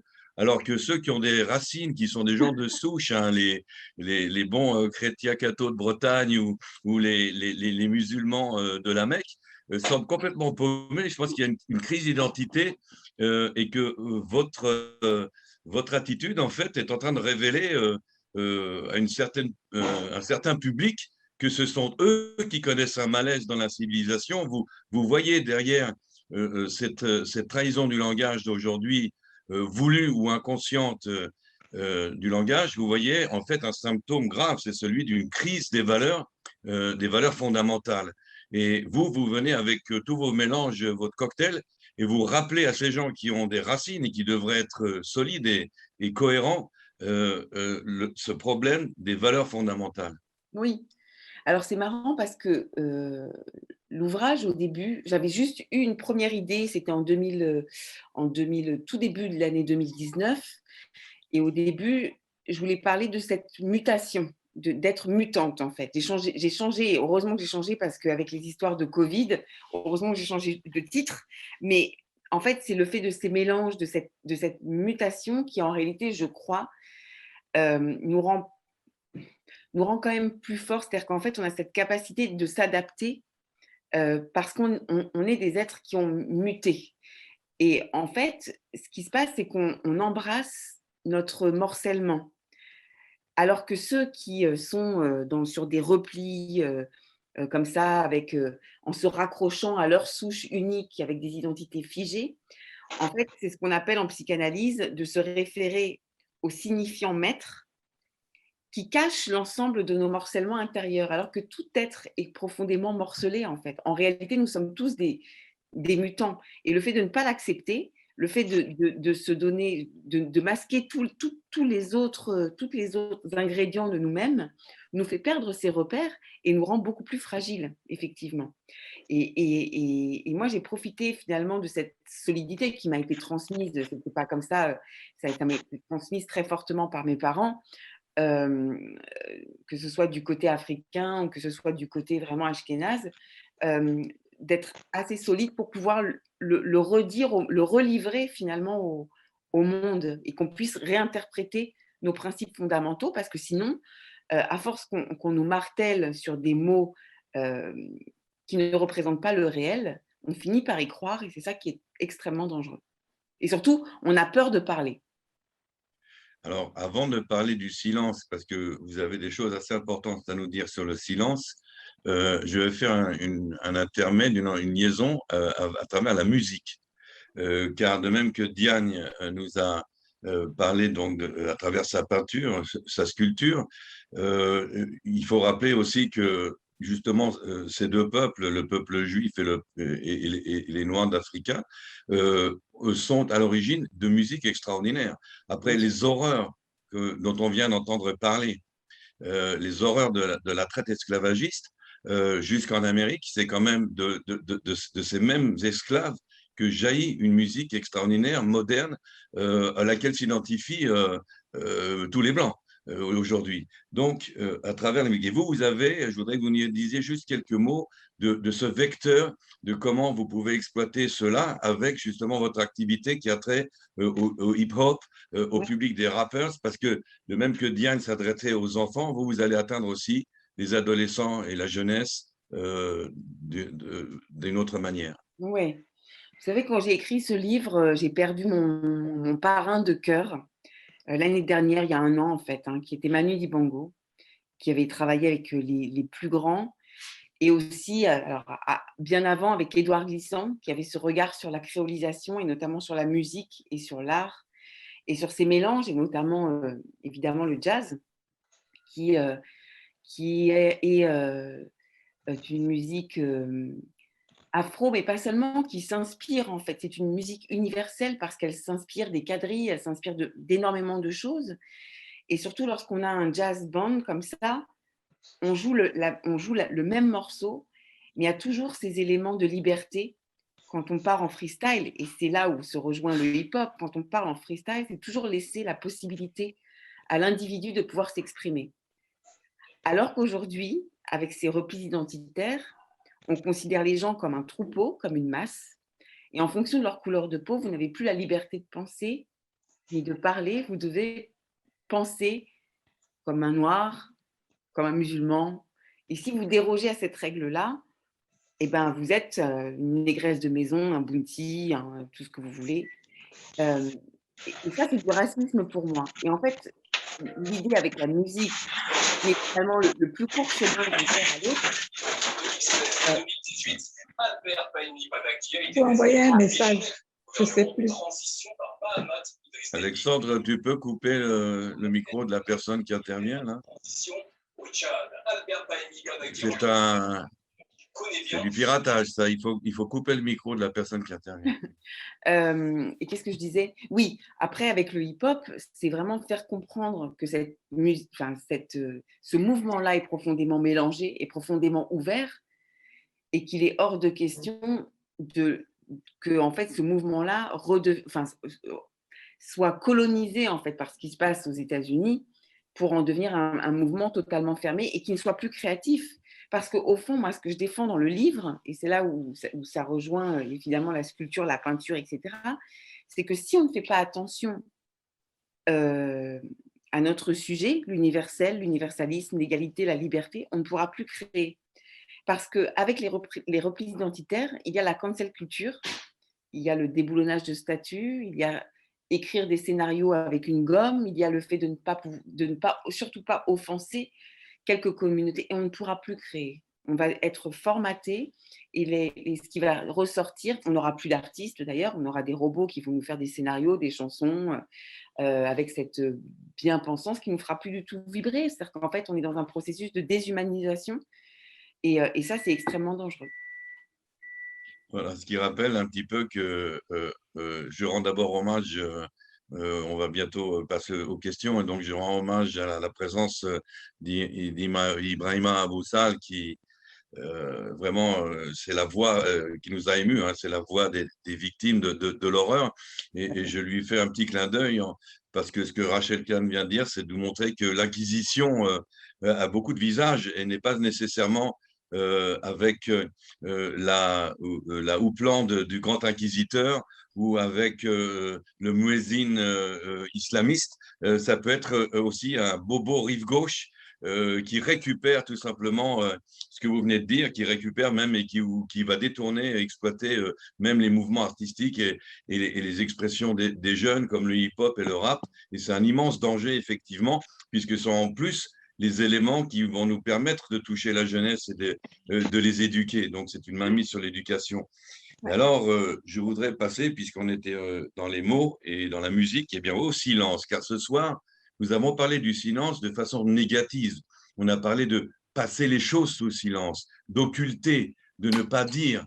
La preuve, c'est que nous sommes ici, les trois quarts, complètement baba de ce que nous venons de voir. On s'en doutait, on y avait pensé. On est abreuvé, surtout le public français, de films sur la Shoah, l'Holocauste, et on n'a pas vu ça, ces choses-là. C'est un reproche que je fais évidemment aux médias, hein, à la presse. Et donc, c'est très négatif, ce silence, mais vous voyez dans le silence quelque chose aussi qui peut être très positif.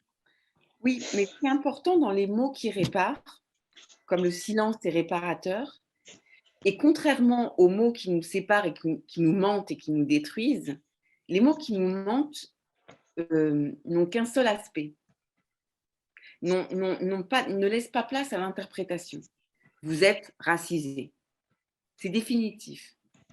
Tandis que le silence, et dans tous les autres mots, même la signature, même la création, même, et bien en fait, il y a toujours un rapport à l'interprétation. Tout le monde peut interpréter le silence, quelle que soit son humeur. Et c'est ça qui est beau dans ce silence, c'est qu'il peut être terrible, assassin, une omerta. Mais que dans le monde aussi dans lequel on vit, avec tout ce bruit, tous ces médias dont vous parliez, cette cacophonie, ce qui nous empêche en fait de penser, de nous poser avec nous-mêmes, ce silence peut être réparateur. Moi, il m'a fallu un grand temps de silence avant d'écrire Racé, pour pouvoir me poser en face de moi-même avec mes idées et pour enfin pouvoir parler. Et puis dans le silence, je sais que chacun, aujourd'hui, on a envie de parler, donc finalement, on ne s'écoute plus et chacun parle, tout le monde parle, mais le silence permet l'écoute. Et moi, c'est vrai qu'avec mon père, qui est un homme de l'autre génération, puisqu'il est né en 1933, avec cette rigueur africaine, bah, il fallait savoir écouter avant de savoir parler. Voilà. Et donc, Voilà, c'est et ben, important aujourd'hui d'écouter.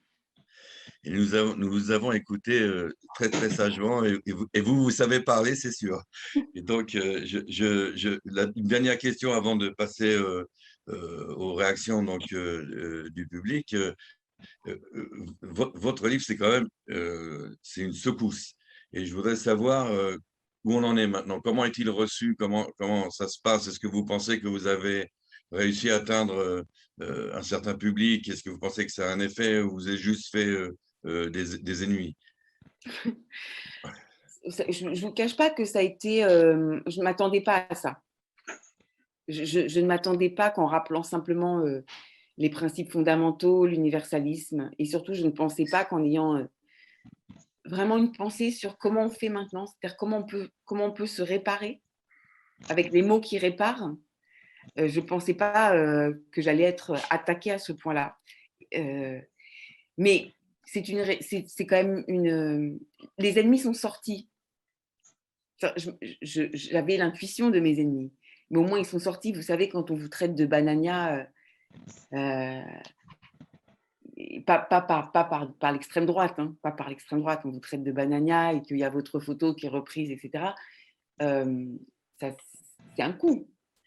Mais d'un autre côté, je sais que ça a permis à d'autres personnes de parler aussi et de ne plus avoir peur, en fait, d'exprimer sa croyance en l'humain, en l'ouverture, en la création, et de ne plus laisser passer ces formes-là, et de ne plus aussi laisser des gens qui se pensent des leaders de la cause noire, alors qu'on est en démocratie, on n'a pas voté pour eux, en fait. Donc, et je sais que ça a libéré, ça a remis en place certaines choses à mon niveau, hein, mais ça a remis en place certaines choses, ouais. Voilà, merci beaucoup. Alors, c'est vraiment très, très gentil de votre part d'accepter l'invitation de Dimi Watch. Et je voudrais rappeler donc, avant de passer aux questions, que nous avons eu 4 interventions. Celle de Diane Chanel, avec son approche à travers l'art et avec les extraits de films et l'intervention d'Ibrahima Aboussal filmée, et puis l'exposé d'Alexandre Feigenbaum sur l'antiracisme qui n'en est pas un et qui peut être parfois raciste, et puis Rachel Kahn qui vient de nous parler. Et donc, j'ai une petite suggestion de quelqu'un que je veux bien appliquer avant qu'on passe aux questions, le temps que vous prépariez les questions que vous voulez poser. Y a-t-il un des intervenants, des 4 intervenants, qui veut dire quelque chose aux autres intervenants? Oui, oui, si je puis me permettre, hein. Oui. Ouais, voilà. Oui, donc merci Raphaël. Bon, tu as rappelé effectivement la sculpture, la peinture, etc., le film. Mais ce que je veux quand même préciser, c'est que ce qui a précédé le livre qui a été édité par Paris Musée sur le métissage, c'est que moi, depuis 2002, j'écris un essai sur le métissage, donc est-ce que ton pipi est noir? Et bon, peut-être que ça parlera à Rachel Kahn, parce que ce qui se passe avec cet ouvrage, c'est qu'en fait, justement, c'est considéré comme un non-sujet. C'est-à-dire qu'on considère... Voilà. Et tous les éditeurs, et je ne les citerai pas, mais même encore récemment, parce qu'il est encore porté par un certain nombre de personnes, me disent que ce n'est pas un sujet. C'est-à-dire qu'on considère que les métis n'existent pas dans la société française. Et que ce soit Albin Michel, que ce soit les éditions Olivier, que ce soit même à l'époque où il était encore vivant, son nom m'échappe, mais son nom me reviendra, enfin des gens et pas des moindres qui me soutenaient par ailleurs, qui m'achetaient mes peintures, m'ont dit ce n'est pas un sujet. Bon, moi j'avais dit lors d'un de vos derniers colloques, j'avais rapproché ce qui se passait avec la dimitude dans les pays arabes de ce qui se passait avec le métissage, et je suis absolument sidérée. Les personnes qui essayent encore de faire publier mon ouvrage à l'heure actuelle, sont absolument sidérés de cet aveuglement de la société française sur la réalité des métis. Et donc c'est pour ça que je me permets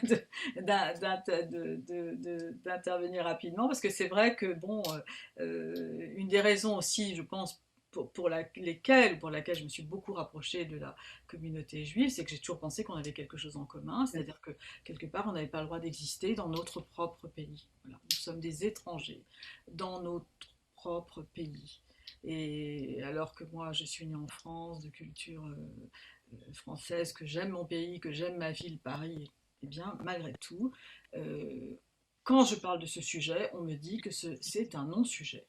Et quand Rachel Kahn vient de dire à l'instant qu'elle est attaquée par des gens qui la traitent de banania et que ce n'est pas l'extrême droite, c'est important de savoir que ce n'est pas effectivement que l'extrême droite. C'est vraiment quelque chose qui fait consensus. Voilà, je me permettais de faire cette intervention pour dire que mon terrain de l'écriture est pour l'instant bloqué avec mon livre qui s'appelle « Est-ce que ton pipi est noir ?» puisque c'est la première question qu'on m'a posée à la maternelle dans le 14e arrondissement. Voilà.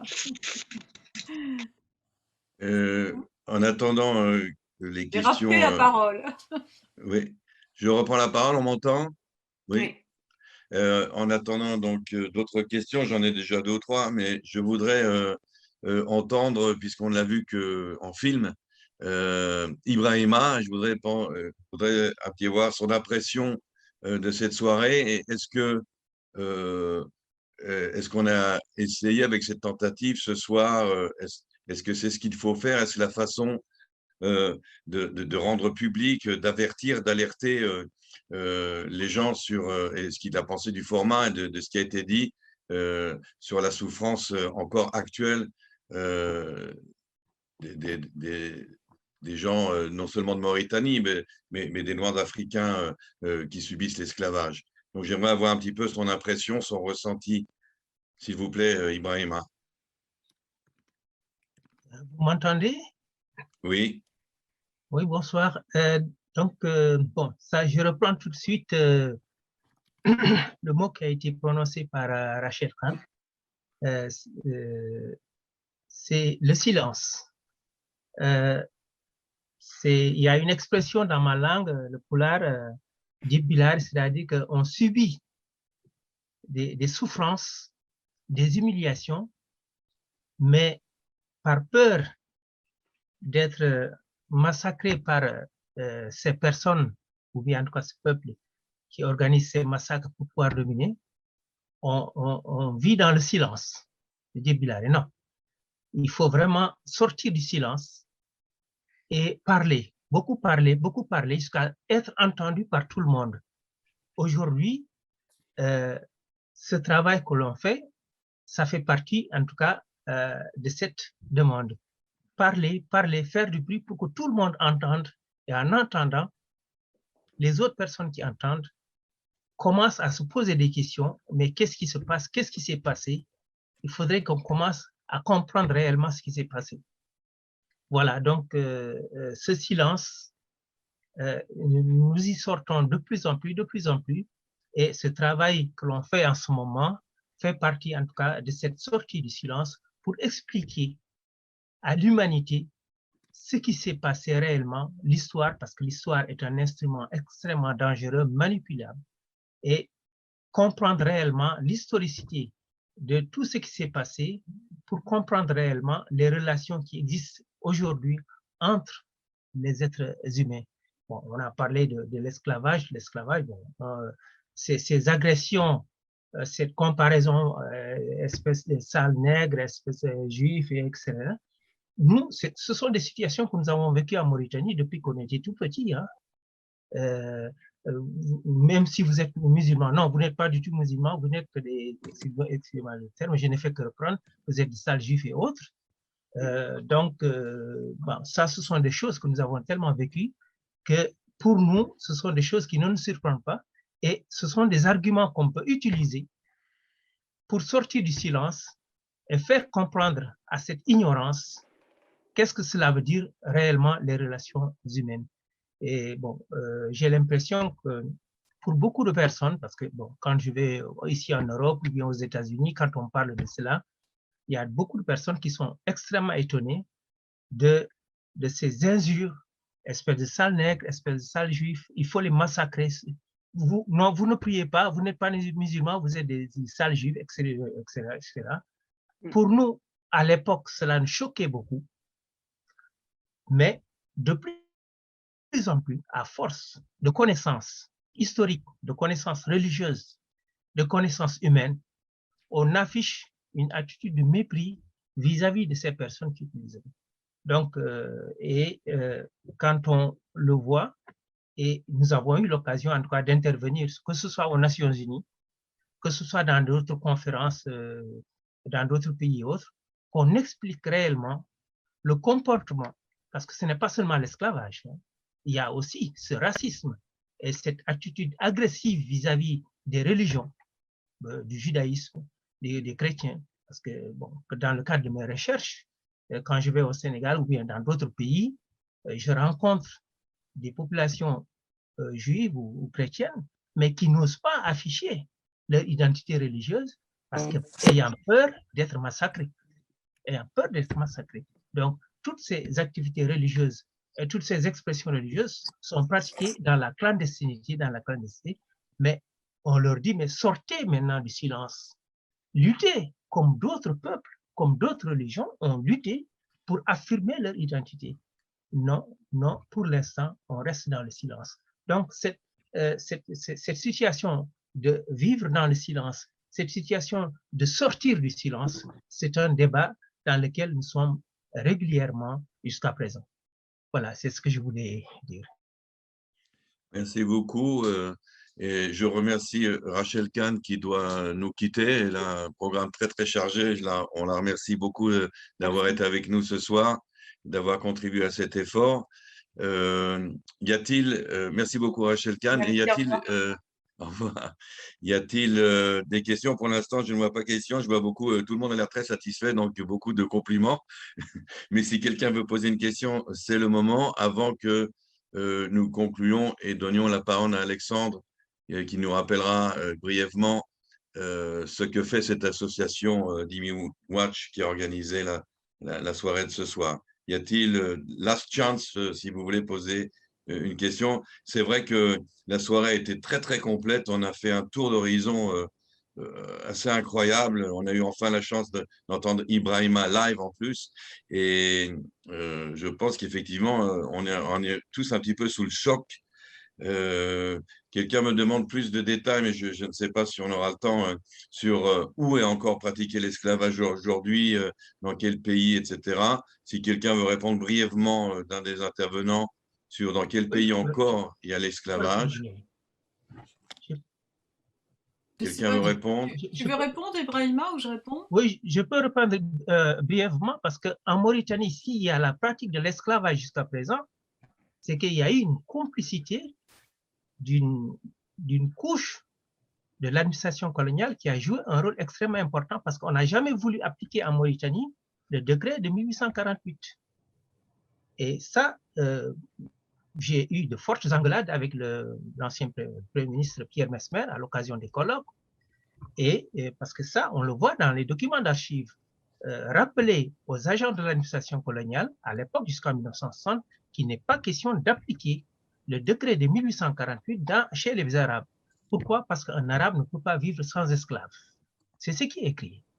Et c'est cette phrase même qu'il a répétée à Nice lorsque nous avons organisé le colloque. Ce qui fait qu'il y avait une relation de complicité, ce qui fait que jusqu'en 1960, l'esclavage était pratiqué. Et moi, en 1961, mais aujourd'hui, en Mauritanie, on parle d'aujourd'hui là. Aujourd'hui, maintenant, dans quel pays aujourd'hui? Parce qu'on vit les conséquences de cette politique, de cette application. On a toujours refusé jusqu'en 1960, et en 1960 aussi, j'ai eu l'occasion de rencontrer des administrateurs qui étaient en relation de complicité avec les différents gouvernements de Mauritanie. Non, on ne supprime pas l'esclavage. Ce qui fait que moi, je voyais des esclaves qui travaillaient, mais le salaire était donné au maître. Et jusqu'à aujourd'hui, il y a des relations de complicité, ce qui fait qu'on trouve dans certaines régions complètement fermées la pratique de l'esclavage jusqu'à présent. Et ça, tu peux nous dire lesquelles maintenant? Je Et voudrais quand que le Diane maître nous donne meurt, Oui, ce sont Pardon. ses enfants Oui. qui héritent oui. de ses esclaves et de leurs biens. Voilà, je voudrais que Oui. Diane complète ce que vous dites avec peut-être un petit tour d'horizon, vraiment, bref, géographiquement. Vraiment, dans alors, quel oui, pays? Voilà. très, très rapidement. D'abord, je voudrais quand même préciser que ce sont les Français qui ont arrêté les marchés d'esclaves en Algérie au début du siècle.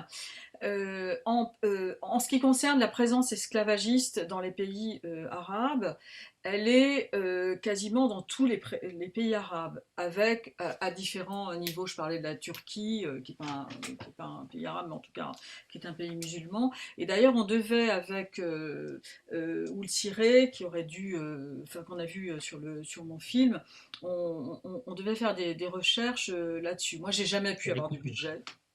Et je sais que Malek Chebel, qui est plus de ce monde, que j'avais rencontré, lui, a pu avoir des budgets pour faire ce travail, il y a à peu près une dizaine d'années.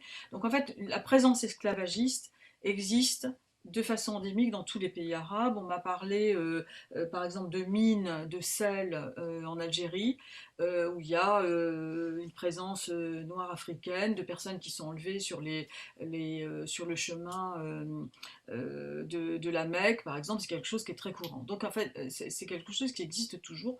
Avec, bon, moi, je n'ai pas eu la possibilité justement de faire de recherches là-dessus, donc je ne peux pas évaluer quel est le nombre, mais en tout cas, c'est une réalité. C'est une réalité.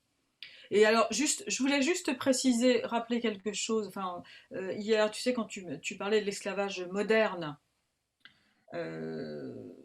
en fait, l'esclavage moderne, en ce qui concerne les pays arabes, est une notion fausse. C'est pas un esclavage moderne, c'est la suite d'un esclavage qui ne s'est jamais terminé. C'est pour ça que les exactions contre les Noirs africains sont toujours aussi cruelles et sont exactement dans la ligne dans laquelle elles étaient au XVIIIe, XVIe, XVe siècle, etc.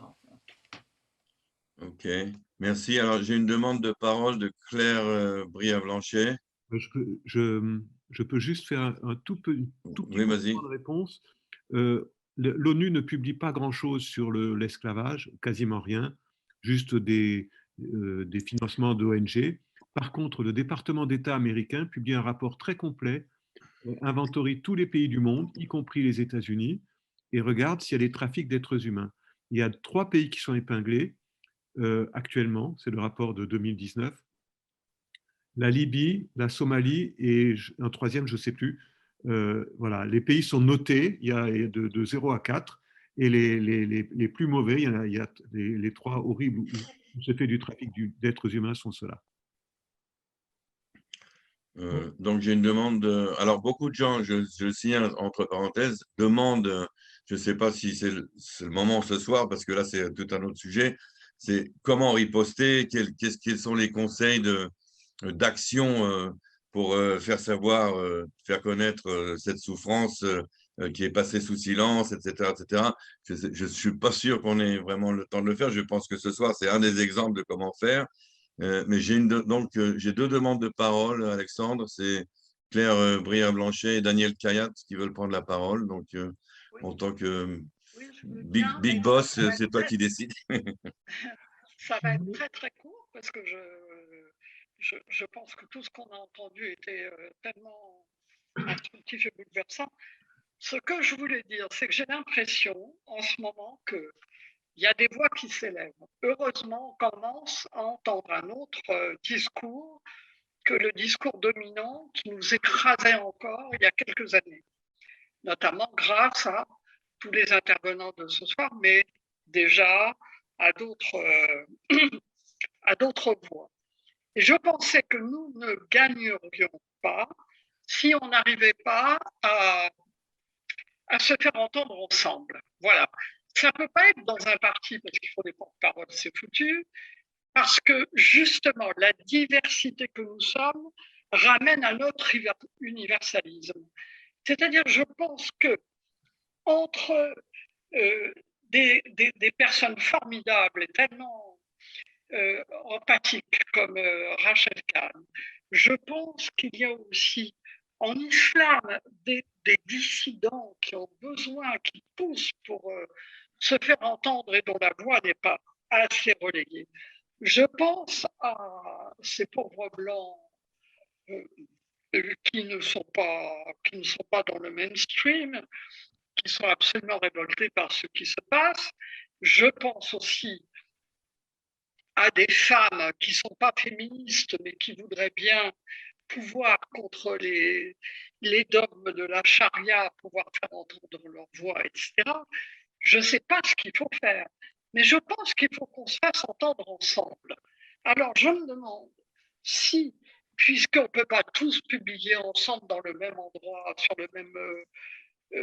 et bon, est-ce qu'on ne pourrait pas, pour le 16 ou 17 octobre, la journée que nous voulons être, sous l'égide de la mémoire de Samuel Paty, faire en sorte que nous ayons des manifestations multiples, avec ce discours qui ramène à l'universel, mais avec nos voix multiples, justement.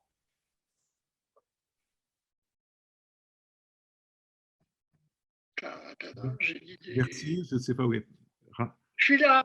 Voilà, non, c'est… Non, je pense que c'est à Alexandre de répondre, parce que là, il s'agit d'une action concrète à mener, donc c'est par rapport à l'organisation de Dimi, je suppose. Hein. Oui, parce que mais est-ce que c'est vraiment le moment maintenant de faire un…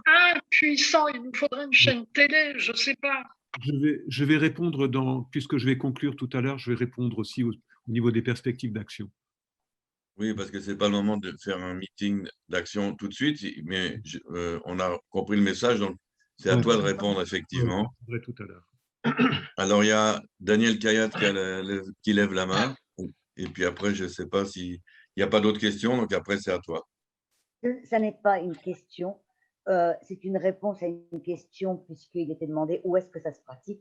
Je suis désolée de dire que sur notre territoire, on a découvert des enfants esclaves ou des jeunes adultes esclaves, le plus souvent dans des familles qui bénéficient du statut diplomatique. On a pu sortir les esclaves, les libérer, mais il n'y a pas eu de poursuite parce qu'ils avaient un statut justement d'immunité diplomatique, mais que j'ai eu personnellement un cas d'enfant esclave hors cadre diplomatique dans les Yvelines.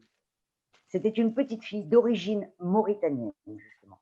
Et j'aimerais bien en parler un jour avec Diane Chanel. Je ne peux pas vous dire ce qu'est devenu cet enfant. On l'a sorti. Son bourreau, c'est-à-dire toute la famille, elle était violée, elle était frappée. C'était une horreur, une horreur. Elle a été prise en charge par l'aide sociale à l'enfance, mais c'était en lien entre la Mauritanie, dont elle était originaire, et le Maroc, parce que son maître, il n'y a pas d'autre mot, je suis désolée de l'utiliser, mais c'est le terme qui convient, était, lui, marocain. Donc, ça existe sur notre territoire. Évidemment, on lutte contre ça, mais il faut savoir que ça existe sur le sol français. Voilà, c'est tout ce que je voulais dire. Merci beaucoup. Je pense qu'il se fait quand même tard et que je sais qu'il est dur de soutenir l'attention longtemps en visioconférence. Et on a traversé quelques écueils techniques et tout le monde, en fin de compte, a vécu, je crois, ce soir un événement assez inhabituel. On est resté un petit peu quand même angoissé parce qu'on a entendu. C'était terrible. Donc, merci à Diane Chanel, à Ibrahima, à Rachel Khan, évidemment à Alexandre, à qui je vais donc laisser le mot de la fin, puisqu'il est le président de Dimi Watch qui a organisé cette soirée et qui va donc clore l'événement. Merci à tous. Merci. Vous m'entendez là? Oui. Oui. Est-ce qu'on m'entend? Oui. On t'entend. Oui, oui. Ouais. Oui. Merci. On t'entend. Je me demandais si on n'aurait pas dû repasser le morceau de Ibrahima où il y avait un problème technique au début, un micro mal positionné. Mais bon, je pense qu'il est peut-être un peu tard pour le refaire. Non, il s'agit du début de... Pardon, excuse-moi Alexandre. C'est du début de « Même si tu pries, tu n'iras pas au paradis ». Oui. Là, Ibrahima, c'est cher Omar qui est décédé d'ailleurs. Ouais. Je pense qu'on va faire... C'était tellement plein qu'il va falloir qu'on refasse une soirée sur ce thème et dans quelques mois et peut-être avec des. Je pense que aussi ce soir, on se fait évoluer, évoluer nos idées et nos approches. Je vois que des gens de tous les horizons. S'il vous plaît, est-ce que vous pouvez tous couper le micro? Merci. Donc, il y a des gens de tous les horizons, tous les problèmes. J'ai pris l'exemple de la relation entre Noirs et Juifs aux États-Unis parce que c'est effectivement quelque chose d'exemplaire. Et cette phrase de Bayard Rustin qui disait « À cause de ce que nous avons vécu, nous comprenons ce qu'est le destin du peuple juif », je trouve que c'est des choses qui sont élémentaires. Et nous, à cause de notre passé, les Juifs, nous comprenons aussi les victimes du racisme. Nous les comprenons aussi, mais nous sommes extrêmement sensibles à la supercherie. Et dans ce domaine, il y a des gens qui veulent se faire passer pour victimes. Il y a une course à la victimisation et je pense que c'est l'une des premières choses à démonter et à dénoncer.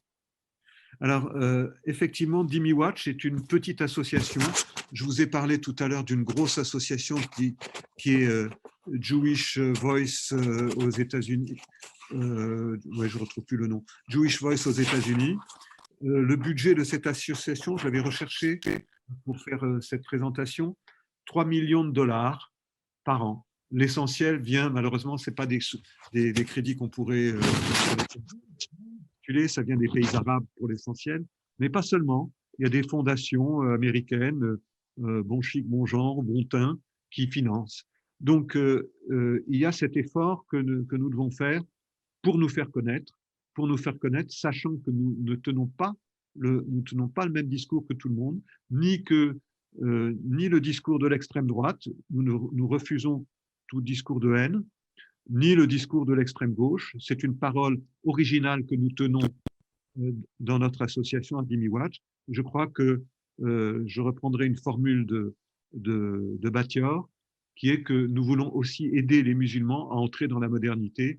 Et c'est une des formules qu'elle a utilisées. Et c'est un de nos objectifs. Pour y parvenir, nous devons dire les choses très franchement. Et il n'y a pas de...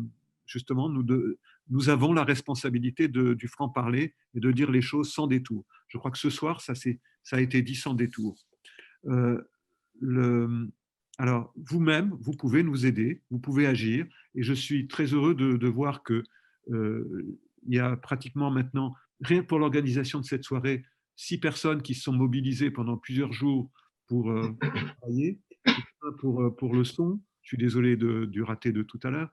Les uns pour le son, pour les vidéos, pour rassembler les gens, pour informer les gens.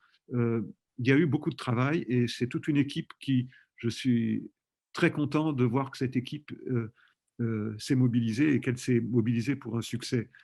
Je vois aussi qu'on a un nouveau bureau dans lequel il y a de la diversité, des gens de plusieurs religions, plusieurs couleurs de peau, 2 couleurs en fait. Et donc, c'est extrêmement important. Pardon? Oui, des nuances. Et des nuances, me dit Tony. C'est extrêmement important et encourageant.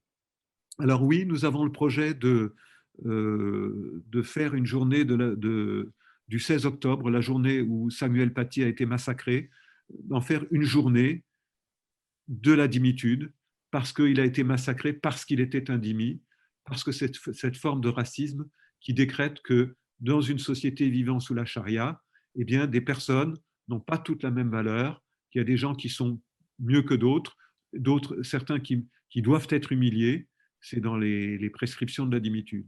Nous pensons que cette dhimmitude doit être abolie et nous avons écrit sur le site que dans la charte de l'islam de France, il y a un grand oublié, c'est la dhimmitude. Et bon, la charte ne rentre pas dans les détails, mais la dhimmitude n'est pas un détail. C'est même une chose essentielle et nous espérons être entendus. Et bon, nous essayons, nous trouvons des relais. Et vous tous, soyez nos porte-paroles, soyez nos relais. Et donc, si vous avez des idées, des contacts politiques, des contacts d'associations, nous devons fédérer des associations autour du projet pour Samuel Paty du 16 octobre. Et puis, je crois que notre trésorier dirait aussi, et s'il vous plaît, n'oubliez pas d'adhérer à l'association. Est-ce que je peux, oui, pardon, est-ce que je peux dire quelque chose, pardon, excuse-moi. Oui, bien Oui, sûr. très rapidement. Je tiens à dire que, bon, depuis des années, j'ai beaucoup d'informations et on m'avait demandé de travailler là-dessus, mais c'est pareil, par manque de moyens, j'ai pas pu l'approfondir. Sur ce qui se passe pour les Noirs palestiniens, dont on ne parle pas du tout, parce que tout à l'heure, tu as montré des images de jeunes Noirs qui allaient en Palestine, etc., pour protester contre, bon, voilà, faire le lien entre ce qui se passait pour les Noirs américains et les Palestiniens.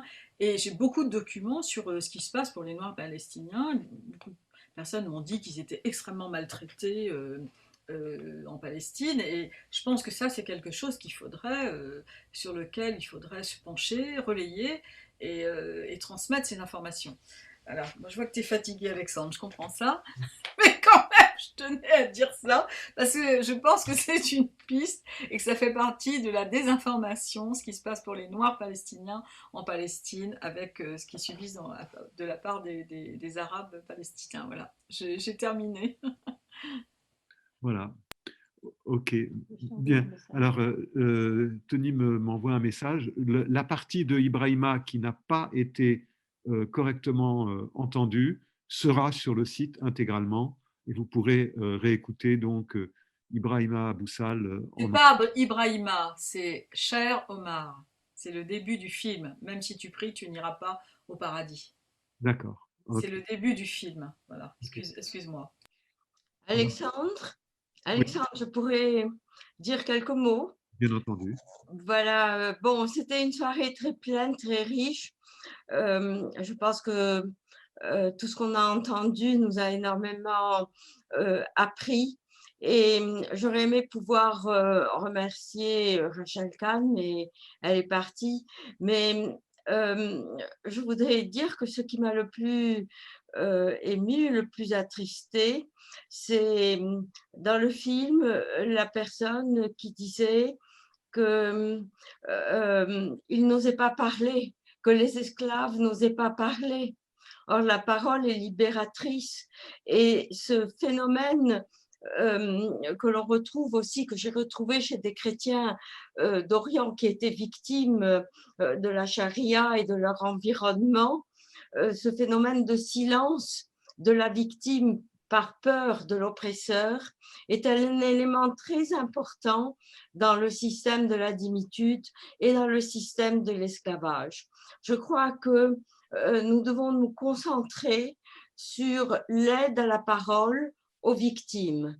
Je ne sais pas comment on va le faire, mais je pense que c'est cet aveu des victimes de ne pas pouvoir parler par peur et parce qu'ils sont tellement traumatisés par leurs propres conditions et qu'ils ne peuvent pas s'en libérer est un élément très important dans notre travail.